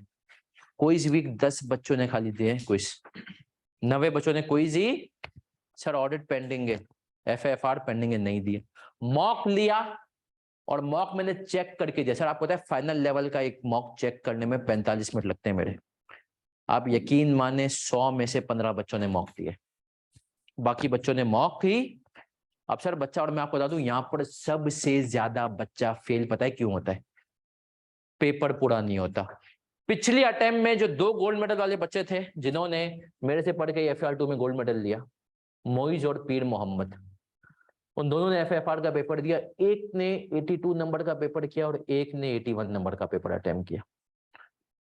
इसी तरीके से जिस बच्चे का पिछले अटेम्प्ट में हमारा ही माशाल्लाह गोल्ड मेडल आया, अली मैदान इस्लामाबाद से, उसने पेपर किया था 95 का, उसमें से उसके 87 नंबर आ गए। सही है सर। लेकिन अच्छा, मैंने उस बच्चे से पूछा तूने 95 वाज द हाईएस्ट जो उसने क्लास में पेपर अटेम्प्ट किया था, तो कैसे, तेरे पीछे वजह क्या थी कि तेरे नंबर मतलब तूने 95 का कर लिया? उसने कहा सर मैंने 3 मॉक्स दिए थे, एक आपका मॉक दिया था, 2 बाकी और इंस्टीट्यूट्स के मॉक, 3 मॉक करके गया था। तो मुझे ये तो पता चल गया था कि भाई पेपर में टाइम बुरे तरीके से आउट होता है, तो कैसे आउट नहीं होना। समझ रहे हैं सर? अब बच्चा यहाँ पर आके ये काम ही नहीं करता है। मैं आपको बता दूं, टोपियां सर, हाँ मैं क्विज दूंगा, मैं दूंगा, और एंड में आता है सर वो IFRS 2 छोड़ दूं। सही है, तो ये याद रखें। अब आ जाए सर, पासिंग मार्क्स अप्रोच का तकाजा है 20 से 30 नंबर कंसोलिडेशन लाजमी आएगा। तुमने जो नीचे लेवल पे पढ़ा है ना कंसोलिडेशन, वो 25 से 30% था। 70 से 75% यहां से मुलाकात होगी। सर फाइनेंशियल इंस्ट्रूमेंट, अब सुनना, इसके अंदर कहने को तो ये 5 लोग हैं। कितने लोग हैं? 5 लोग हैं। IFRS 9, IAS 32, IAS 36, 21, 13। जिन बच्चों ने मुझसे पढ़ा उनको पता, मैं कहता था 10% है यहाँ पे ना। अब मेरी बात याद रखें, 20 से 30% कंफर्म कंसोलिडेशन। इन दोनों के ऊपर ना, जो इसने 30 से 35 का रखा है ना ग्रेड, इसमें से 30 नंबर तो इन्हीं पे पूछते हैं, बाकी 3 के ऊपर इसे तो आता ही नहीं है। एक दफा इंपेयरमेंट के साथ आ गया, इसीलिए हम कराते हैं कि एक दफा इंपेयरमेंट के साथ आ गया था, इस दफा भी मैं बता दूं, ये जब से बनाया तब से आता ही नहीं, इसके अंदर है भी कुछ नहीं इतना। मैंने इस मर्तबा भी इसकी एक ही क्लास ली है, वो भी 25 मिनट की, और खत्म है ये। तो अब आईकेप को भी पता है यार नहीं आता तो क्या करेगा, नहीं पूछता, और 90% टीचर्स तो इसको कराते ही नहीं है, बोलते हैं चल बे चाहिए, नहीं आता ना भाई, बोलते क्यों टाइम जाया करूं इसके ऊपर। ये पिछली दफा पिछले अटेम्प्ट में 7 नंबर के पूछने की इसको जसारत कर ली। उससे पहले जब ग्रिड ये वाली नहीं थी तो 18-18 नंबर का आता था। पिछले 10 सालों में 4 दफा ये 18 नंबर का आया। सही है। ये 21 इसके साथ ही मिलाकर दे देता है या कंसोलिडेशन के साथ मिलाकर दे देता है, वरना अफेक्टिवली तुम्हारे 25 नंबर यहां से कंफर्म है, 30 नंबर यहां से। तो तुम देख लो, आज ही मैंने तुम्हें पहली क्लास में बता दिया 55 नंबर का टॉपिक 1 2 3, मतलब इसको 2 ही लो, 1 2 टॉपिक में से बनेगा 55 नंबर का पेपर। सर क्या प्रेडिक्टेबल नहीं है ये? बहुत तुम्हें पता है ना यार, 55 नंबर अगर मेरे यहां से आ रहे हैं, लेकिन सर मसला पता है क्या है, FAR2 में टोटल क्लासेज जो होती है ना, वो बहुत हुआ ना 100 जाती है। कितनी जाती है? 100। इसकी यहां पर 38 क्लास है, इसकी खाली कितनी है? इन दो की 38, इसकी तकरीबन 32-33 क्लास है। तो आप देख लें 70 से ऊपर क्लासे ये दोनों ही पी जाते हैं। लेकिन मैं हमेशा आज भी बच्चे को कह रहा हूं कि भाई ये दोनों पे ग्रिप अच्छी कर लो। जो नहीं कहता स्मार्ट स्टडी, तो बस इस 55 में से 40 उठाने, तो बाकी तो तू 10 मुस्कुराते हुए उठाएगा। इस 55 में से कितने उठाने? 40। अब इधर देख लेना सर, स्पेशलाइज्ड फाइनेंशियल, ये हम सबने पढ़ा हुआ है। क्या पढ़ा हुआ है सर हम सबने? स्पेशलाइज्ड फाइनेंशियल स्टेटमेंट्स हम सबने, मतलब आप सबने कहीं ना कहीं पढ़ा हुआ है कि सर एक तो कंपनीज एक्ट होता है, लेकिन कुछ कंपनीज को अगर आपने कंपनी लॉ सही से पढ़ाओ, सूदी इदारे बैंकिंग ऑर्डिनेंस भी होता है, वो अपने अकाउंट्स भी अलग बनाते हैं। बैंक हो गए, इंश्योरेंस कंपनीज हो गई, म्यूचुअल फंड हो गए। तो ये रट्टे वाला एरिया, ये क्या है, जो अभी जिन बच्चों के अभी अटेम्प्ट है ना, उन वो बच्चे परेशान है सर इसके लिए क्या करें। तो मैंने उन सबको मशवरा दिया हुआ था, मैंने कहा था हफ्ता जो कल का दिन है ना, बाकी सारी तैयारी कर लो, कल के दिन 6 घंटे लगा देना इस पे। 6 घंटे में तुम्हें फॉर्मेट रटने, अच्छा बैंक की बैलेंस शीट में पहले ये आएगा, अच्छा उसमें नॉन करंट एसेट आएंगे, नॉन परफॉर्मिंग, वो 6 घंटे। अब बच्चा क्या करता है, यही तो बेवकूफी करते हो, याद करने वाली चीज इसके ऊपर याद कर ले 2 महीने पहले, भूल जाएगा। अबे तो उस पर 60 घंटे लगा देगा बार बार रिवाइज करके, आखिरी के लगाना 6 घंटे, और 6 घंटे में भी उतना ही याद होगा कि तू पेपर में इंशाल्लाह कर लेगा। लेकिन ये इजी मार्क्स होते हैं। एथिक्स, एथिक्स तो आप पढ़ते ही हैं, सही है। एथिक्स, बाकी तुम्हारे जितने भी दूसरे स्टैंडर्ड है ना, उनके कितने नंबर है? 25 से। अब इसके अंदर जरा मैं आपको सिर्फ हाईलाइट करता हूं कौन कौन से स्टैंडर्ड है। वैसे तो मैं आप लोगों को सब कुछ दे ही रहा हूं, हैंड आउट बच्चों को ग्रुप में भी आ चुका है, सब कुछ है। अब सर जो इसके अंदर, सर ओपन बुक से फुल नहीं मेरा बच्चा, इसके ओपन बुक आपके IFRS है, ये तो याद ही करने। आईकेप ने कहा बेटा 5-10 नंबर के लिए तो दिमाग पे जोर डालूंगा, ये तो क्या करना है। अच्छा मैं बता दूं, इसमें कुल मिला के ना होंगे कोई 12 से 15 फॉर्मेट्स, लेकिन आप लोग इस कदर सुस्त है, टीचर से पूछ के 5 याद करके जाते हैं। सर 5 इंपॉर्टेंट जो आपको लगते हैं वो बता दें। अब टीचर मैं भी कहता हूँ यार, मैं कहता 5 नहीं 7 याद कर लो, 8 को देख लो कि पेपर है ना तो हाथ पांव चला सको, बट यूजुअली आ जाते हैं, तो सर याद रखें ये। अच्छा अब इसके अंदर तुम्हारे पास पूरा समंदर है। IFRS 15 जो हमने बचपन में पढ़ा सर, वो था 30%, 70% यहाँ पे है। लीजेस तकरीबन 50% तुम बचपन में पढ़ के आए हो, बाकी लीजेस यहां पर है। IFRS 15 थे, IFRS 16, इसके अलावा यहां पर IAS 12, इसके अलावा यहां पर IFRS 2, IFRS 5,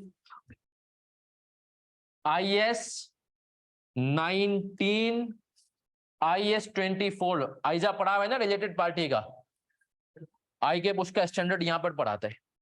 सही है, IS-24 और सर बाकी चुन्ने मुन्ने जो चीजें इंटरिम फाइनेंशियल रिपोर्टिंग जो 6 महीने में अकाउंट्स बनते हैं, वो सब चीजें सर यहां पर पूछता है। अब मैं आपको बता दूं इसमें से भी ज्यादा इंपॉर्टेंट एरियाज कौन से। और हाँ, FAR-1 प्लस FAR-2 के तमाम स्टैंडर्ड्स भी ये सब किस ग्रेड में फॉल करेंगे? 25 से 30। अभी कहीं ना कहीं उड़ती उड़ती आवाज आ रही है कि आईकेएफ ने कहा कि हम कुछ तब्दीली ला रहे, और तब्दीली ये ला रहे कि यहां से 5 नंबर कम करके यहां पर 5 नंबर बढ़ा रहे। सही है, मतलब ये ग्रेड हो जाएगी 25 से 30 नंबर की, और ये हो जाएगी 30 से 35 नंबर की। इतनी तब्दीली आ रही है, एक्सपेक्टेड है कि जून 23 तक आएगी, आ जाएगी, लेकिन कुछ कह नहीं, क्योंकि आईकेएफ को पता है फंसता तो बच्चा यहां पर है, तो आईकेएफ नहीं करेगा। तो सर ये मैंने आपको रख दिया, लेकिन आप देख लें 55 नंबर यहां से करो, कुछ अगर तुमने चीजें रट ली, और एथिक्स तो तुम्हें आते ही है, तो कुछ नहीं 10 नंबर यहां से। सर तुम 65 नंबर का पेपर अगर टारगेट करके उसमें से 45 ले लो, यहां भी तुम्हें 20 नंबर छुड़वा रहा हूं, छुड़वाना तो तुम गलती करोगे। सर बाकी 5 नंबर इस मासूम के स्मार्ट स्टडीज को कहते हैं। किसको कहते हैं सर? Smart study. अब आए आईकेएफ की शरारत देखो, क्योंकि आईकेएफ FAR में पिछले टाइम में कितने % रिजल्ट आया? अब मुझे बताओ, आईकेएफ को तो माशाल्लाह आप सभी जानते हैं, कितने लोगों को आईकेएफ पसंद है? बेटा मेरी FAR की 2 बुक्स हैं, बुक 1 और बुक 2। जब आप इंशाल्लाह देखेंगे तो आपको पता चलेगा, उसके अंदर हमने हर चीज कवर की। हमने अपने सवाल भी हैं, ICAW के भी हैं, ग्रिपिंग के भी हैं, ACCA के भी हैं। ACCA के यहाँ पे कम, क्योंकि ACCA का लेवल इसके मैच नहीं करता, लेकिन आप देखेंगे ऐसे तो हर तरह के इसमें सवालात हैं।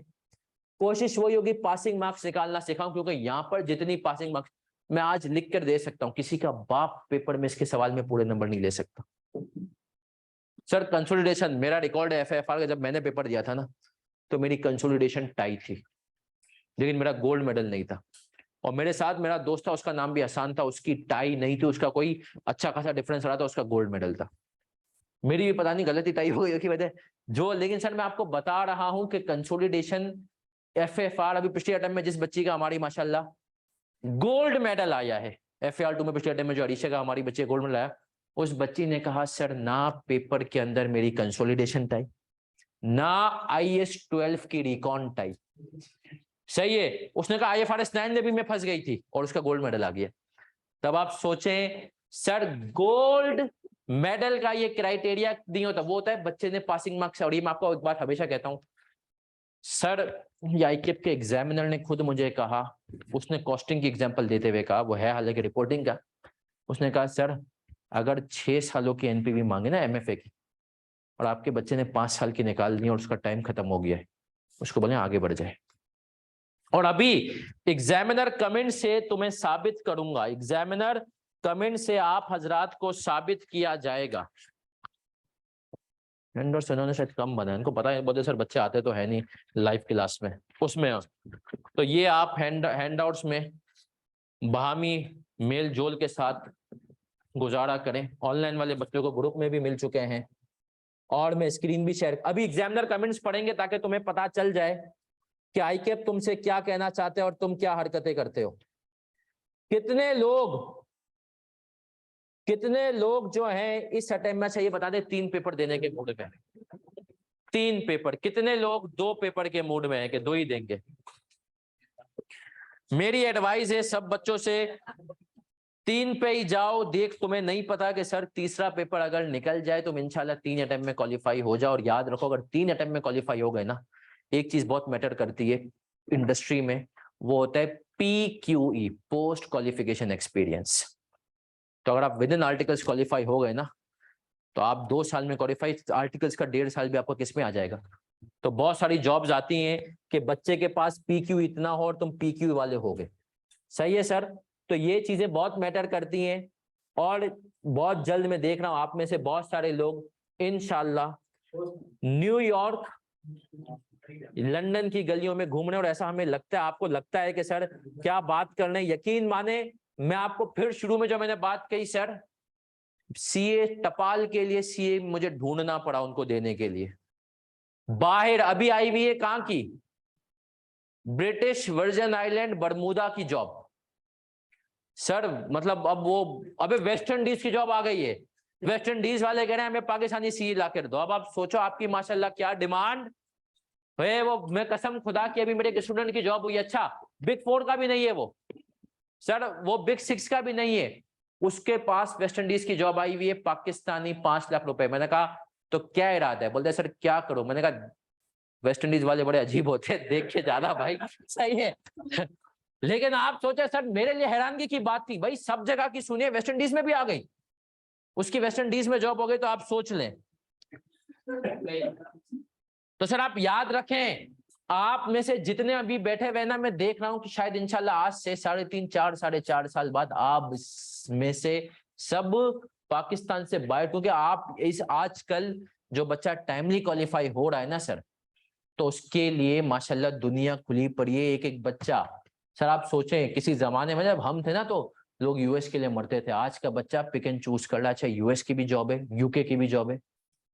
आप जाए फर्म्स में पूछें, पुराने सीनियर जितने भी थे ना सब गायब हैं। अब आप लोग की हालत बहुत बुरी है बच्चों की, मतलब फर्म्स की। क्यों सर, वो कह रहे हैं यार बच्चे ही सीनियर ही नहीं बचे। अब वो कह रहे हैं मैं यार जॉब इंचार्जों से 2 2 3 3, हमारे टाइम पे है ना जॉब इंचार्ज एक वक्त में एक ही जॉब करता था। अब बिग 4 के अंदर एक जॉब इंचार्ज जो है ना 2 2 3 3 जॉब एक वक्त में कर रहा है सर। बीडीओ वगैरह के अंदर तो मैंने कहा ना वो तो कंजूसी से चल रहे हैं थोड़ा, तो वो तो 6 महीने साल वाले बच्चे से एक एक वक्त में 2 2 3 3 जॉबें करवा रहे हैं। आप हालत देखें सर, ये इस वक्त आपकी प्रोफेशन की ये वाहिद प्रोफेशन है। लेकिन वही बात कि सर वो बच्चा पास होगा जो कि चीजों को सीरियसली लेगा और स्मार्ट स्टडी, किसी भी चीज में स्मार्ट स्टडी करो। अब आ जाए सर, हैंडआउट जो आपके पास आया है, सबकी नजरों के सामने हैंडआउट पहुंच गया है, उसमें आपको नजर आ रहा है सर, सबसे पहले जो ग्रेड मैंने आपको बताई वही है। उसके बाद डिटेल्स जो है उसके अंदर आपको नजर आ रही है टॉपिक वाइज, सही है सर। सर लेकिन जो मुझे आपको पढ़ाना है वो उसके बाद अगर आप नीचे आएंगे उसी हैंडआउट में आएंगे तो आपको एक प्रोपोज चेंजेस इन ग्रिड भी नजर आ गई कि ग्रिड के अंदर प्रोपोज चेंजेस क्या है। उसने स्पेशलाइज और एथिक्स को भी देखे एक ही ग्रिड में डाल रहा है वो 10 से 15 नंबर की, अगर आपने देखा होगा जो, सही है सर। आईकेएफ देखें खुद कह रहे हैं 180 घंटे का कोर्स है, लेकिन मैंने कहा ना मरे से मरा भी 300 घंटे हैं। अब आगे आता हूं, पिछली अटेम्प्ट समर 22 का जरा मैं एग्जामिनर कमेंट्स पढ़ाऊंगा ताकि पहली क्लास में तुम्हें मिल जाए जज्बात के इजहार। इससे पहले 32-36% वॉज नॉर्मल। अब आप देखें क्या कह रहा है, the overall passing ratio in this paper has declined significantly. A high proportion of examinees secured good marks in 1 or 2 questions but left the remaining questions. It seems they half-heartedly attempted the paper without proper preparation just to fulfill the requirement to appear in minimum. ऐसा कुछ नहीं था, FFR लोग सही देते। हाँ आपके ऊपर क्या रिक्वायरमेंट है, नहीं आपको पता है ना, आपके ऊपर ये रिक्वायरमेंट हट चुकी है 2 पेपर वाली, ये मिनिमम पेपर वाली रिक्वायरमेंट अब निकल चुकी है आईकेएफ के उसमें से। अब आ जाए सर, ये अगला पॉइंट जो है ना ये हर पेपर में तुम्हें मिलेगा। Poor time management was evident in many scripts. Examinees who started the paper with question 3 consolidation.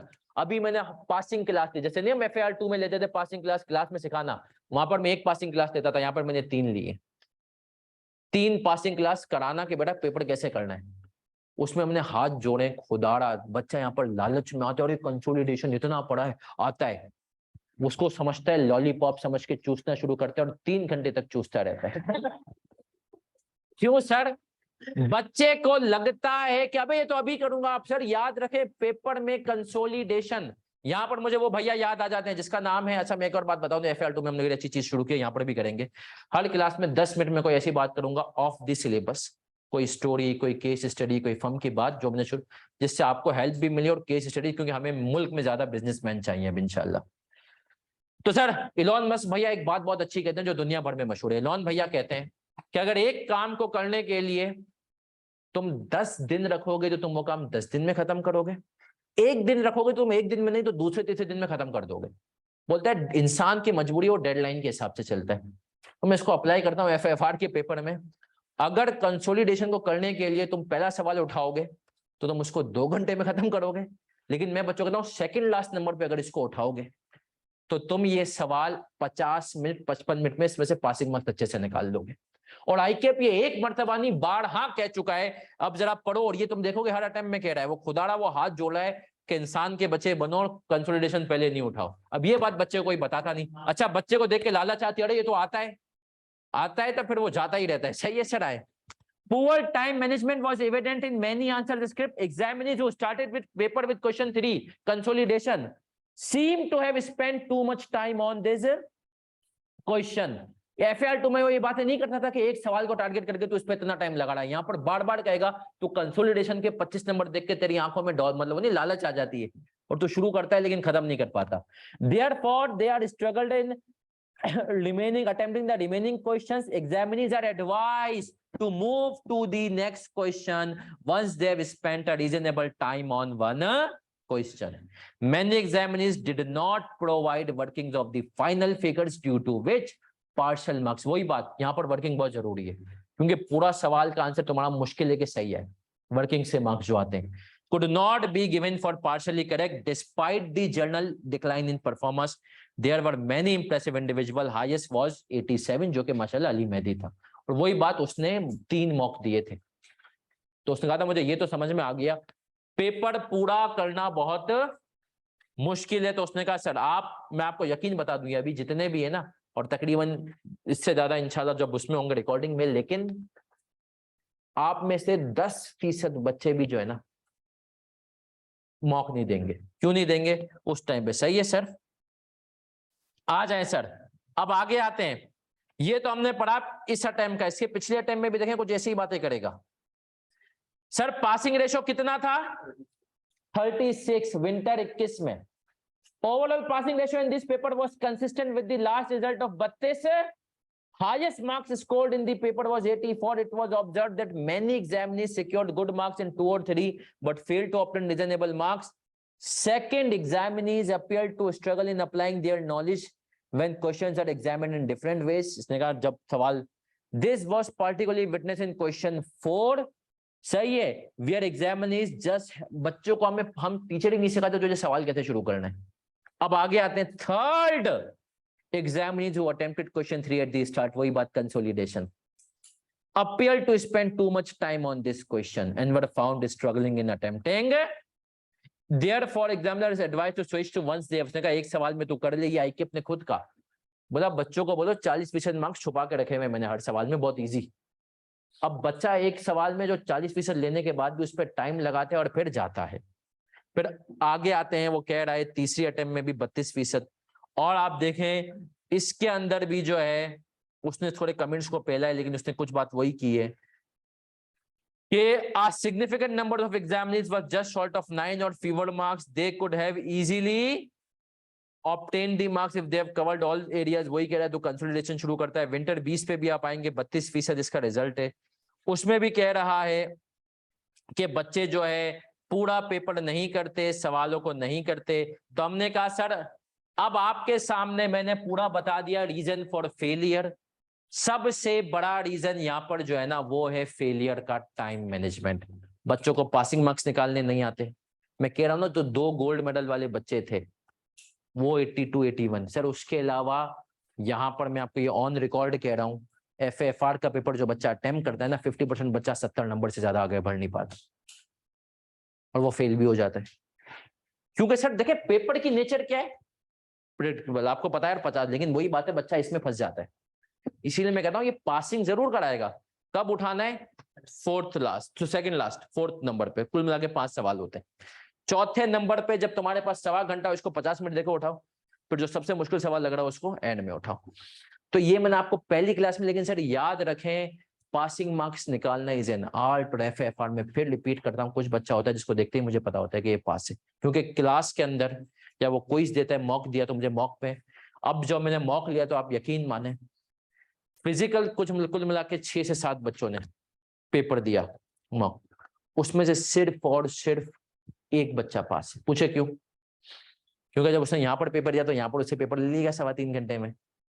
घर में जो बच्चों ने पेपर दिया बाकी 9-10 ने, उसमें से 4 पास है, क्योंकि मुझे पता है कि उन्होंने वो पेपर तो पूरा किया लेकिन टाइम के बाद किया। तो सर स्पीड की बड़ी इंपॉर्टेंट है, घरों पे भी प्रैक्टिस करो, तो पासिंग मार्क्स वाली चीजों को अप्लाई करो। जो बच्चे रिकॉर्डिंग लें क्लास में, तो जो बच्चे लेंगे उनको मैं टाइम दूंगा सवाल करने का। जो बच्चे रिकॉर्डिंग लेंगे वो रिकॉर्डिंग को बड़े स्मार्टली जो है ना, आप सवाल पहले खुद करेंगे, फॉर्मेट बनाएंगे। फिर रिपीट कर रहा हूँ सर, ये पेपर मेरा मानना है, अब क्योंकि टेक्स्ट भी ओपन बुक हो गया थोड़ा उसमें घुमा रहा है, तो मेरा मानना है ये पेपर शायद सबसे ज्यादा पास करने, क्योंकि इसमें आपको पता होता है कि पेपर कहाँ से आएगा। इतनी अच्छी ग्रेडिंग आपकी जो है वहां पर भी नहीं हुई FAR2 लेवल पे। यहाँ पर मैंने कहा ना ये टॉपिक कर लो अच्छे से, इसमें बहुत सारी चीजें, ये दो कर लो तो आप सर पेपर के 50-55 नंबर तो तैयार करके ही जा रहे हो ना, जो कि लाजमी आएंगे। तो बचा क्या है पीछे, इन सब के पीछे तो आप करेंगे सब कुछ, एक एक चीज करेंगे, आप यकीन माने सर इंशाल्लाह करेंगे एक एक चीज, लेकिन वही बात के स्मार्टली करना है।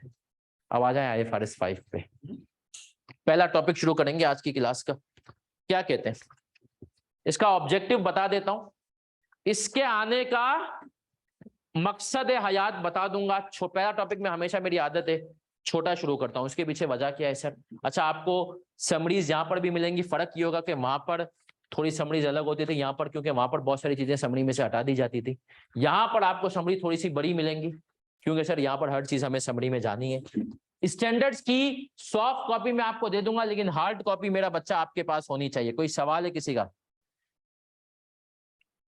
सर इसमें भी ICAP 100 से ज्यादा मार्क्स रखता है। यस सर, मैं आपको बता दूं, जिस बच्चे के 87 आए ना, मेरा मानना है पिछले अटेम्प्ट का पेपर 110 नंबर का था, तो उसके 100 में से 87 नहीं है, कितने में आए? 110। तो इसमें तो ICAP लाजमी मार्क्स ज्यादा रखता है। कंसोलिडेशन दिखाएगा 25 का, पूछेगा 35 का, और ICAP मुस्कुराता है कि यार ये देखो ये इतना, ये कसम खुदा की ICAP कहता है कि सर जो बच्चे क्रिकेट बहुत गौर से देखते हैं उनको पता होता है सर, एक वो होता है बॉलर जो कि जिसको मारना मुश्किल है, आपको पता है मारा जाएंगे, आउट हो जाएंगे। दूसरा होता है लल्लू बॉलर, जो एक अच्छे बॉलर ने आपके पास प्रेशर डाला हुआ है, आप उसको मार नहीं सक रहे। लल्लू बॉलर को आप मारने जाते हैं, आप आउट हो जाते हैं। तो उसको पता है बच्चा देखिएगा इसको मारता हूं और इसी को विकेट देगा, इसी में टाइम वो कर देगा। तो सर याद रखें, कंसोलिडेशन उसके पास एक टूल है, और आपको पता चलेगा कि कंसोलिडेशन है क्या यहाँ पे। और आपको पता है एक पैनिक अटैक होता है। अभी मैंने एक बच्चे से पूछा, माशाल्लाह कैफ उसका फर्स्ट अटेम्प्ट में, अभी मुझे पता है FFR निकाल देगा, पैनिक अटैक। अब उसे पता मुझे एक सवाल ऐसा पूछा ना, मेरा दिल चाहे मैं व्हाट्सएप में से निकल के उसको चमाट मारूं। पूछ रहे सर प्रोपोर्शनल गुडविल मेथड में या फुल गुडविल मेथड में से NCI को इम्पेयरमेंट कब देते हैं, किस में से देते हैं? प्रोपोर्शनेट में देते हैं या फुल में? याद है किस में देते हैं NCI को इम्पेयरमेंट? फुल में। अब ये सवाल FAR2 का सवाल है, उसने ऐसे कितनी प्रैक्टिस की, लेकिन क्या हो गया? Panic attack. एक बच्ची का सवाल अभी बड़ा, वो भी मुझे पता है इंशाल्लाह फर्स्ट टाइम में भी निकाल देगी। उसका सवाल क्या आया सर? अब आप सुनिएगा सर, IFRS 9 में फेयर वैल्यू थ्रू OCI पढ़ा है ना आप सबने, उसमें गेन PNL में रिकॉर्ड करेंगे OCI में। अब मैंने उसके जवाब में गुस्सा आया, मैंने सामने जवाब में लिखा हाँ।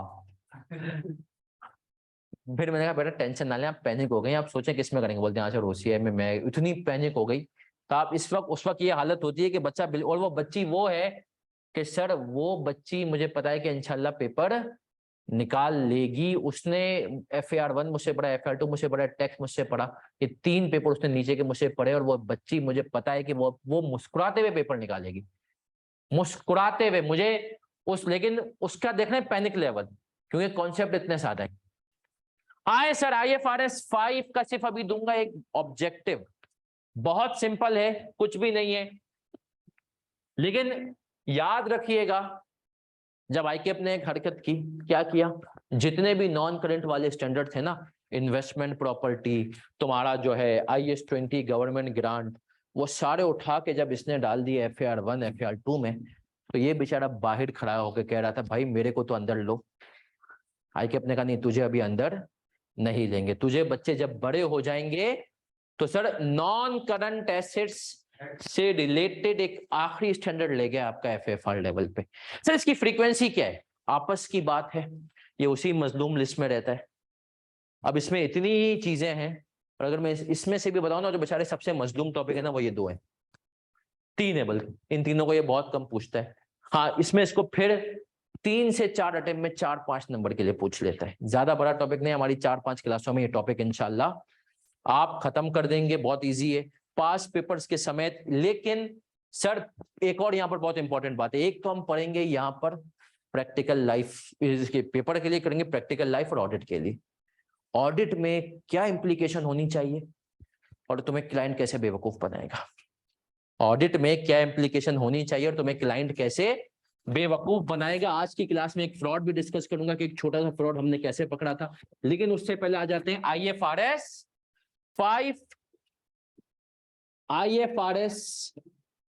5 के ऊपर हम आएंगे। सबकी तवज्जो इधर। क्या नाम है भाई IFRS 5 का? Non current assets held for sale and discontinued operations. कितने लोग यहां पर ऐसे हैं जिन्होंने FAR 1 में EPS पढ़ा हुआ है? जिन्होंने FAR 1 में EPS पढ़ा हुआ है तो उनको डिसकंटिन्यूड ऑपरेशन की चीज कुछ नहीं लगेगी। बाकी लोगों को कुछ होगा, लेकिन टेंशन ना लें हम सब। अब इसका सिर्फ मैं अभी, वैसे तो हम जो पढ़ेंगे ना वो कल डिटेल में, ऑब्जेक्टिव बता रहा हूं इसका आने का। देखो हर IAS के आने का तुम्हें मकसद पता होना चाहिए क्या है। एक प्रैक्टिकल एग्जांपल से लेंगे। सर एक हम समझते हैं एक ज्वाइंट फैमिली सिस्टम है, 4 भाई हैं। कितने भाई हैं? 4 भाई, और घर की मंथली इनकम कितनी है? 5 लाख। कितनी है सर? 5 लाख। उसमें से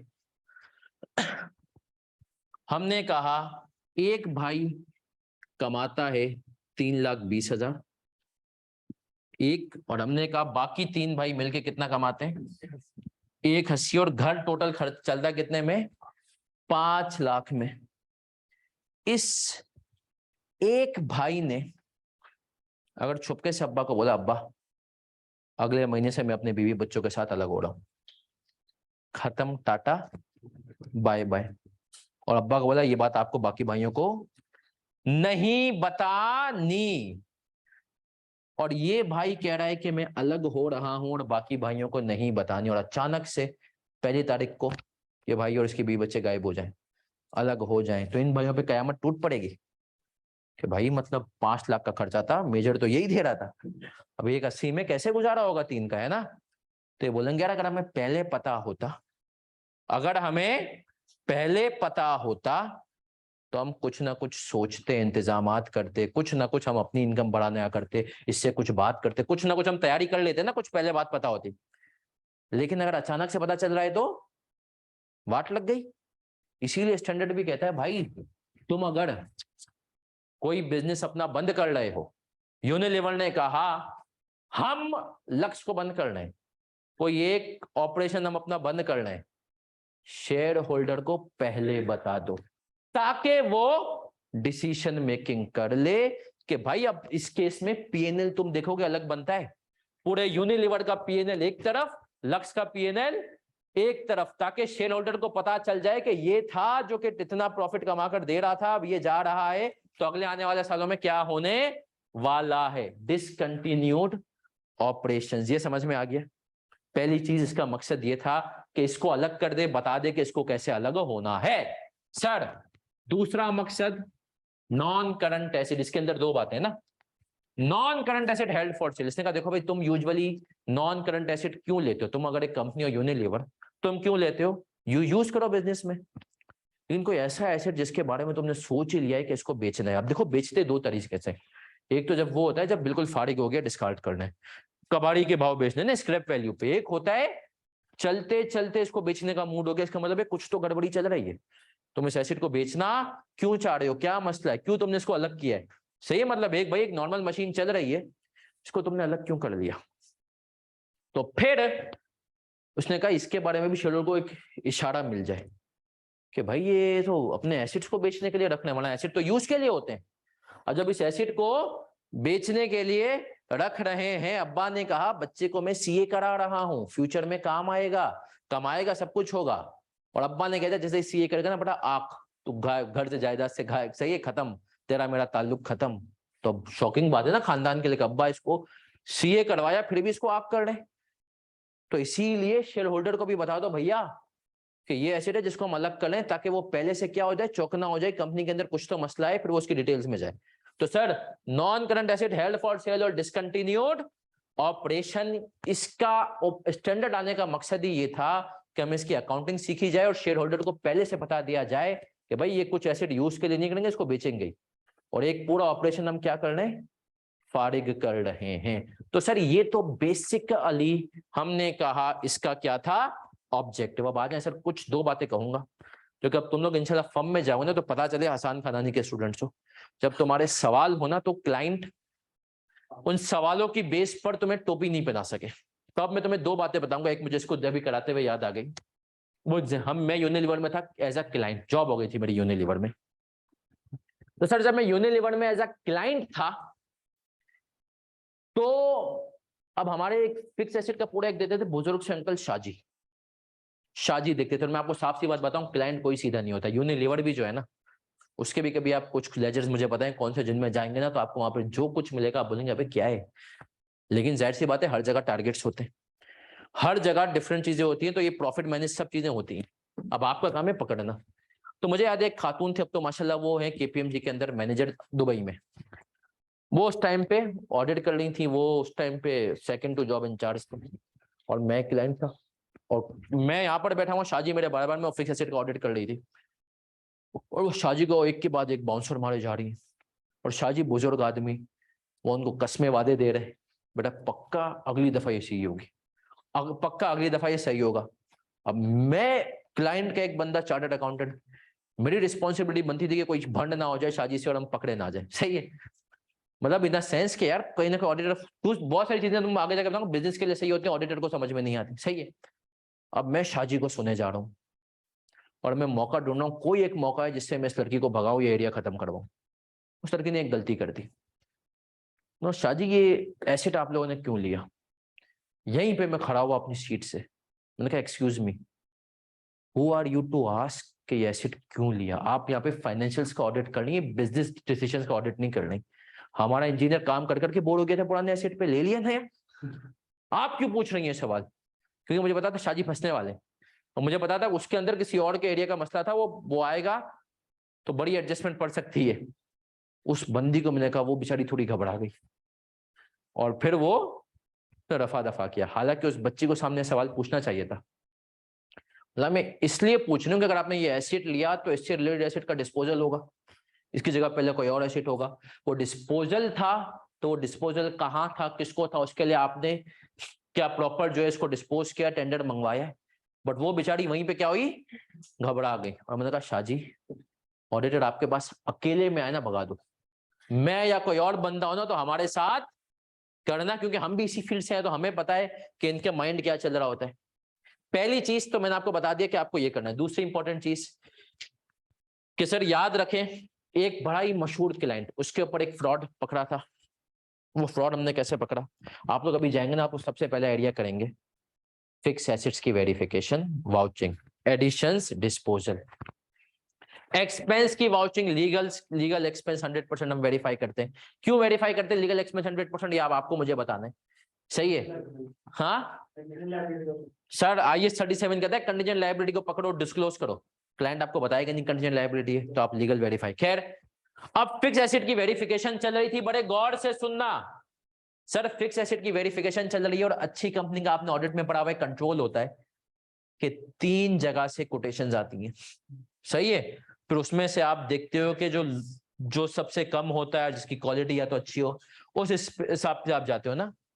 तो हम वेरीफाई कर रहे थे तीनों की कोटेशंस। वेरीफाई करते करते हमें ऐसा लगा कि यार 3 नाम तो अलग अलग है, लेकिन जो कोटेशन है ना उसकी फॉर्मेटिंग बिल्कुल सेम है, कलर भी चेंज है, एक का ब्लू एक का ब्लैक, उनका फॉर्मेटिंग सेम है।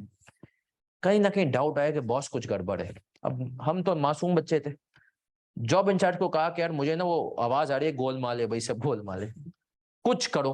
उसने कहा अच्छा। जॉब इंचार्ज ने बोला, वो मुझे लगेगा FBR की वेबसाइट पे, क्योंकि सबका NTN नंबर था। उसने कहा चेक करते हैं NTN किस किस का सही है। एक का NTN सही निकला, बाकी 2 बोगस कंपनियां थी। जब बाकी दो कंपनियों का एफबीआई में रजिस्ट्रेशन नहीं, जबकि उन्होंने कंपनी में उसने शो किया हुआ था कि हाँ मेंटेन रजिस्टर्ड है, सब कुछ है, तो हमने इन्वेस्टिगेशन की, पता चला प्रोक्योरमेंट वाला बंदा मिला हुआ था। वो एक ही कंपनी से माल लेता था, उसी को कहता था देख बाकी दो भी तू बोगस कोटेशन बना के दे दे, और तीसरा जो है ना मतलब सही कोटेशन दे सबसे कम, तो उसी को सिलेक्ट करेंगे। जब हमने ये चीज पढ़ी, पता चला कि वो ये काम तो कब से कर रहा था प्रोक्योरमेंट वाला। हमने ये बात बताई सीनियर मैनेजर को। अब सीनियर मैनेजर को भी उस टाइम पे पार्टनर बनना था, और पार्टनर तब बनते हैं जब आप बिजनेस ला के दो। तो इस किस्म की चीज तो हमने क्या, लेकिन अब ये भी एक आपके ऊपर अक्सर ऐसी चीज आएगी, आप बोलोगे यार अगर ये चीज पकड़ी गई ना तो गलती किसी और की होगी, गोली किसी और पे चलेगी। तो हमने सीनियर मैनेजर ने कहा कि यार इसको एमएलए होता है मैनेजमेंट लेटर, उसमें नहीं डालू, इसको जो है हम जो है ना क्लाइंट की, उसने मैनेजमेंट से मिला, बोला आपका ये बंदा है।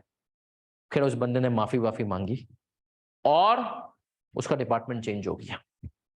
लेकिन पॉइंट इज दैट कि अगर शायद ये काम, इस काम को करने की वजह से फर्म में जो हमारी पूरी टीम थी, वो बहुत मशहूर क्लाइंट है, उसका नाम बहुत अच्छा हुआ, और क्लाइंट को भी पता चला है कि एक्सटर्नल ऑडिट वाकई में कुछ वैल्यू एडिशन कर रहा है। तो आप भी जब जाएं तो ये सब देखते हो था कि भाई 3 कोटेशंस आ गई तो आज सही है, फॉर्मेटिंग चेक की जाए कि यार उनकी फॉर्मेटिंग तो मिलती जुलती नहीं है। ये काम प्रोक्योरमेंट में बहुत होता है, याद रखना दुनिया का सबसे मुश्किल काम है प्रोक्योरमेंट का फ्रॉड पकड़ना।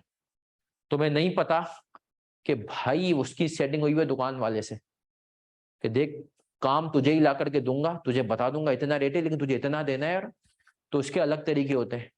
तो ये सब चीजें इंशाल्लाह हम डिस्कस किया करेंगे ताकि आपको आइडिया हो। तो आज की क्लास सर यहीं तक रखते हैं, अगली क्लास होगी कल 5 बजे से लेकर 7 बजे तक। अगली कल की क्लास में IFRS 5 की हम इंशाल्लाह बेसिक्स की तरफ लेकर के जाएंगे। तो हम मिलेंगे इंशाल्लाह कल। कोई सवाल है तो पूछ लें।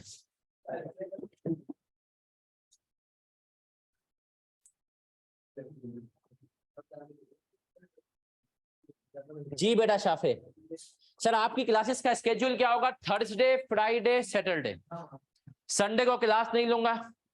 हाँ, अगर आपका जो प्रेशर पीरियड होगा उसके अंदर हमारी क्लासें, जैसे प्रेशर पीरियड मेरे हिसाब से बच्चों का शुरू होगा जनवरी की पहले हफ्ते से, तो थर्सडे, फ्राइडे, सैटरडे 6:45 बजे रखूंगा, क्योंकि जो बच्चे फिजिकल है 6:45 बजे से लेकर हम करेंगे इंशाल्लाह, आगे लेकर के चलेंगे क्लासों को।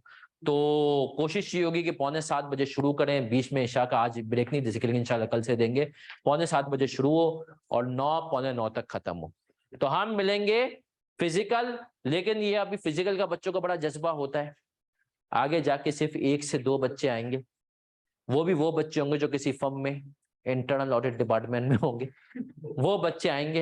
एक्सटर्नल वाले बच्चे पार्टी मचा रहे होंगे, मतलब फर्म में काम होंगे, और फिर वो। तो हम मिलेंगे कल 5 से 7। कोई सवाल है तो पूछ सकता है, बाकी लोग जा सकते हैं। सर मेरा AFF में इंटरनल ऑडिट में हुआ है, तो क्या मुझे KPMG एक्सटर्नल के लिए जाना चाहिए या इसी में कंटिन्यू करूं? AFF वाले अगर उम्मीद हो कि 1-1.5 साल का आपको एक्सटर्नल का तजुर्बा दे दें तो चले जाएं AFF में, वरना सर याद रखें बाहर सबसे ज्यादा डिमांड तो एक्सटर्नल की है, इंटरनल की इतनी डिमांड नहीं है। तो AFF से बात करें, नहीं तो फिर KPMG में जाए। कोई और सवाल? हमाद इंशाल्लाह शुरू होगा इसके बाद। और कोई सवाल? कोई भी सवाल हो बच्चे पूछ सकते हैं। जुमेरात, जुम्मा, हफ्ता 3 दिन क्लास होगी, संडे को क्लास नहीं लूंगा। संडे को मेरी जिंदगी का उसूल है। प्रेशर पीरियड के अंदर 2 दिन क्लास होगी हफ्ते में। बेटा बुक्स की हैंडआउट्स की सॉफ्ट कॉपी मिलती जाएंगी इंशाल्लाह। सिनवान बेटा लेजर से नहीं होगा, लेकिन पहले मैं 4 क्लासें उन बच्चों के लिए जो है करता हूं जो कि जिन्होंने कंसोलिडेशन सोना वाले तरीके से नहीं पढ़ा है, ताकि वो उस पे आ जाएं, क्योंकि वो असल लेजर वर्किंग से यहाँ पर सवाल नहीं कर सकते। जी बेटा रिकॉर्डिंग भी होगा, जिन बच्चों को जल्दी कोर्स कवर करना है तो उनको जो है लेक्चर्स मिल जाएंगे, वो पिछली अटेम्प्ट के जो होंगे वो लेक्चर्स उनको मिल जाएंगे। कोई और सवाल?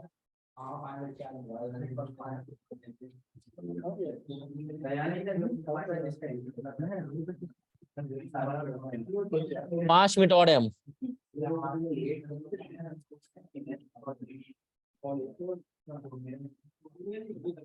चलें बच्चों, मिलते हैं इंशाल्लाह आप सबसे कल 5 बजे। अल्लाह हाफिज।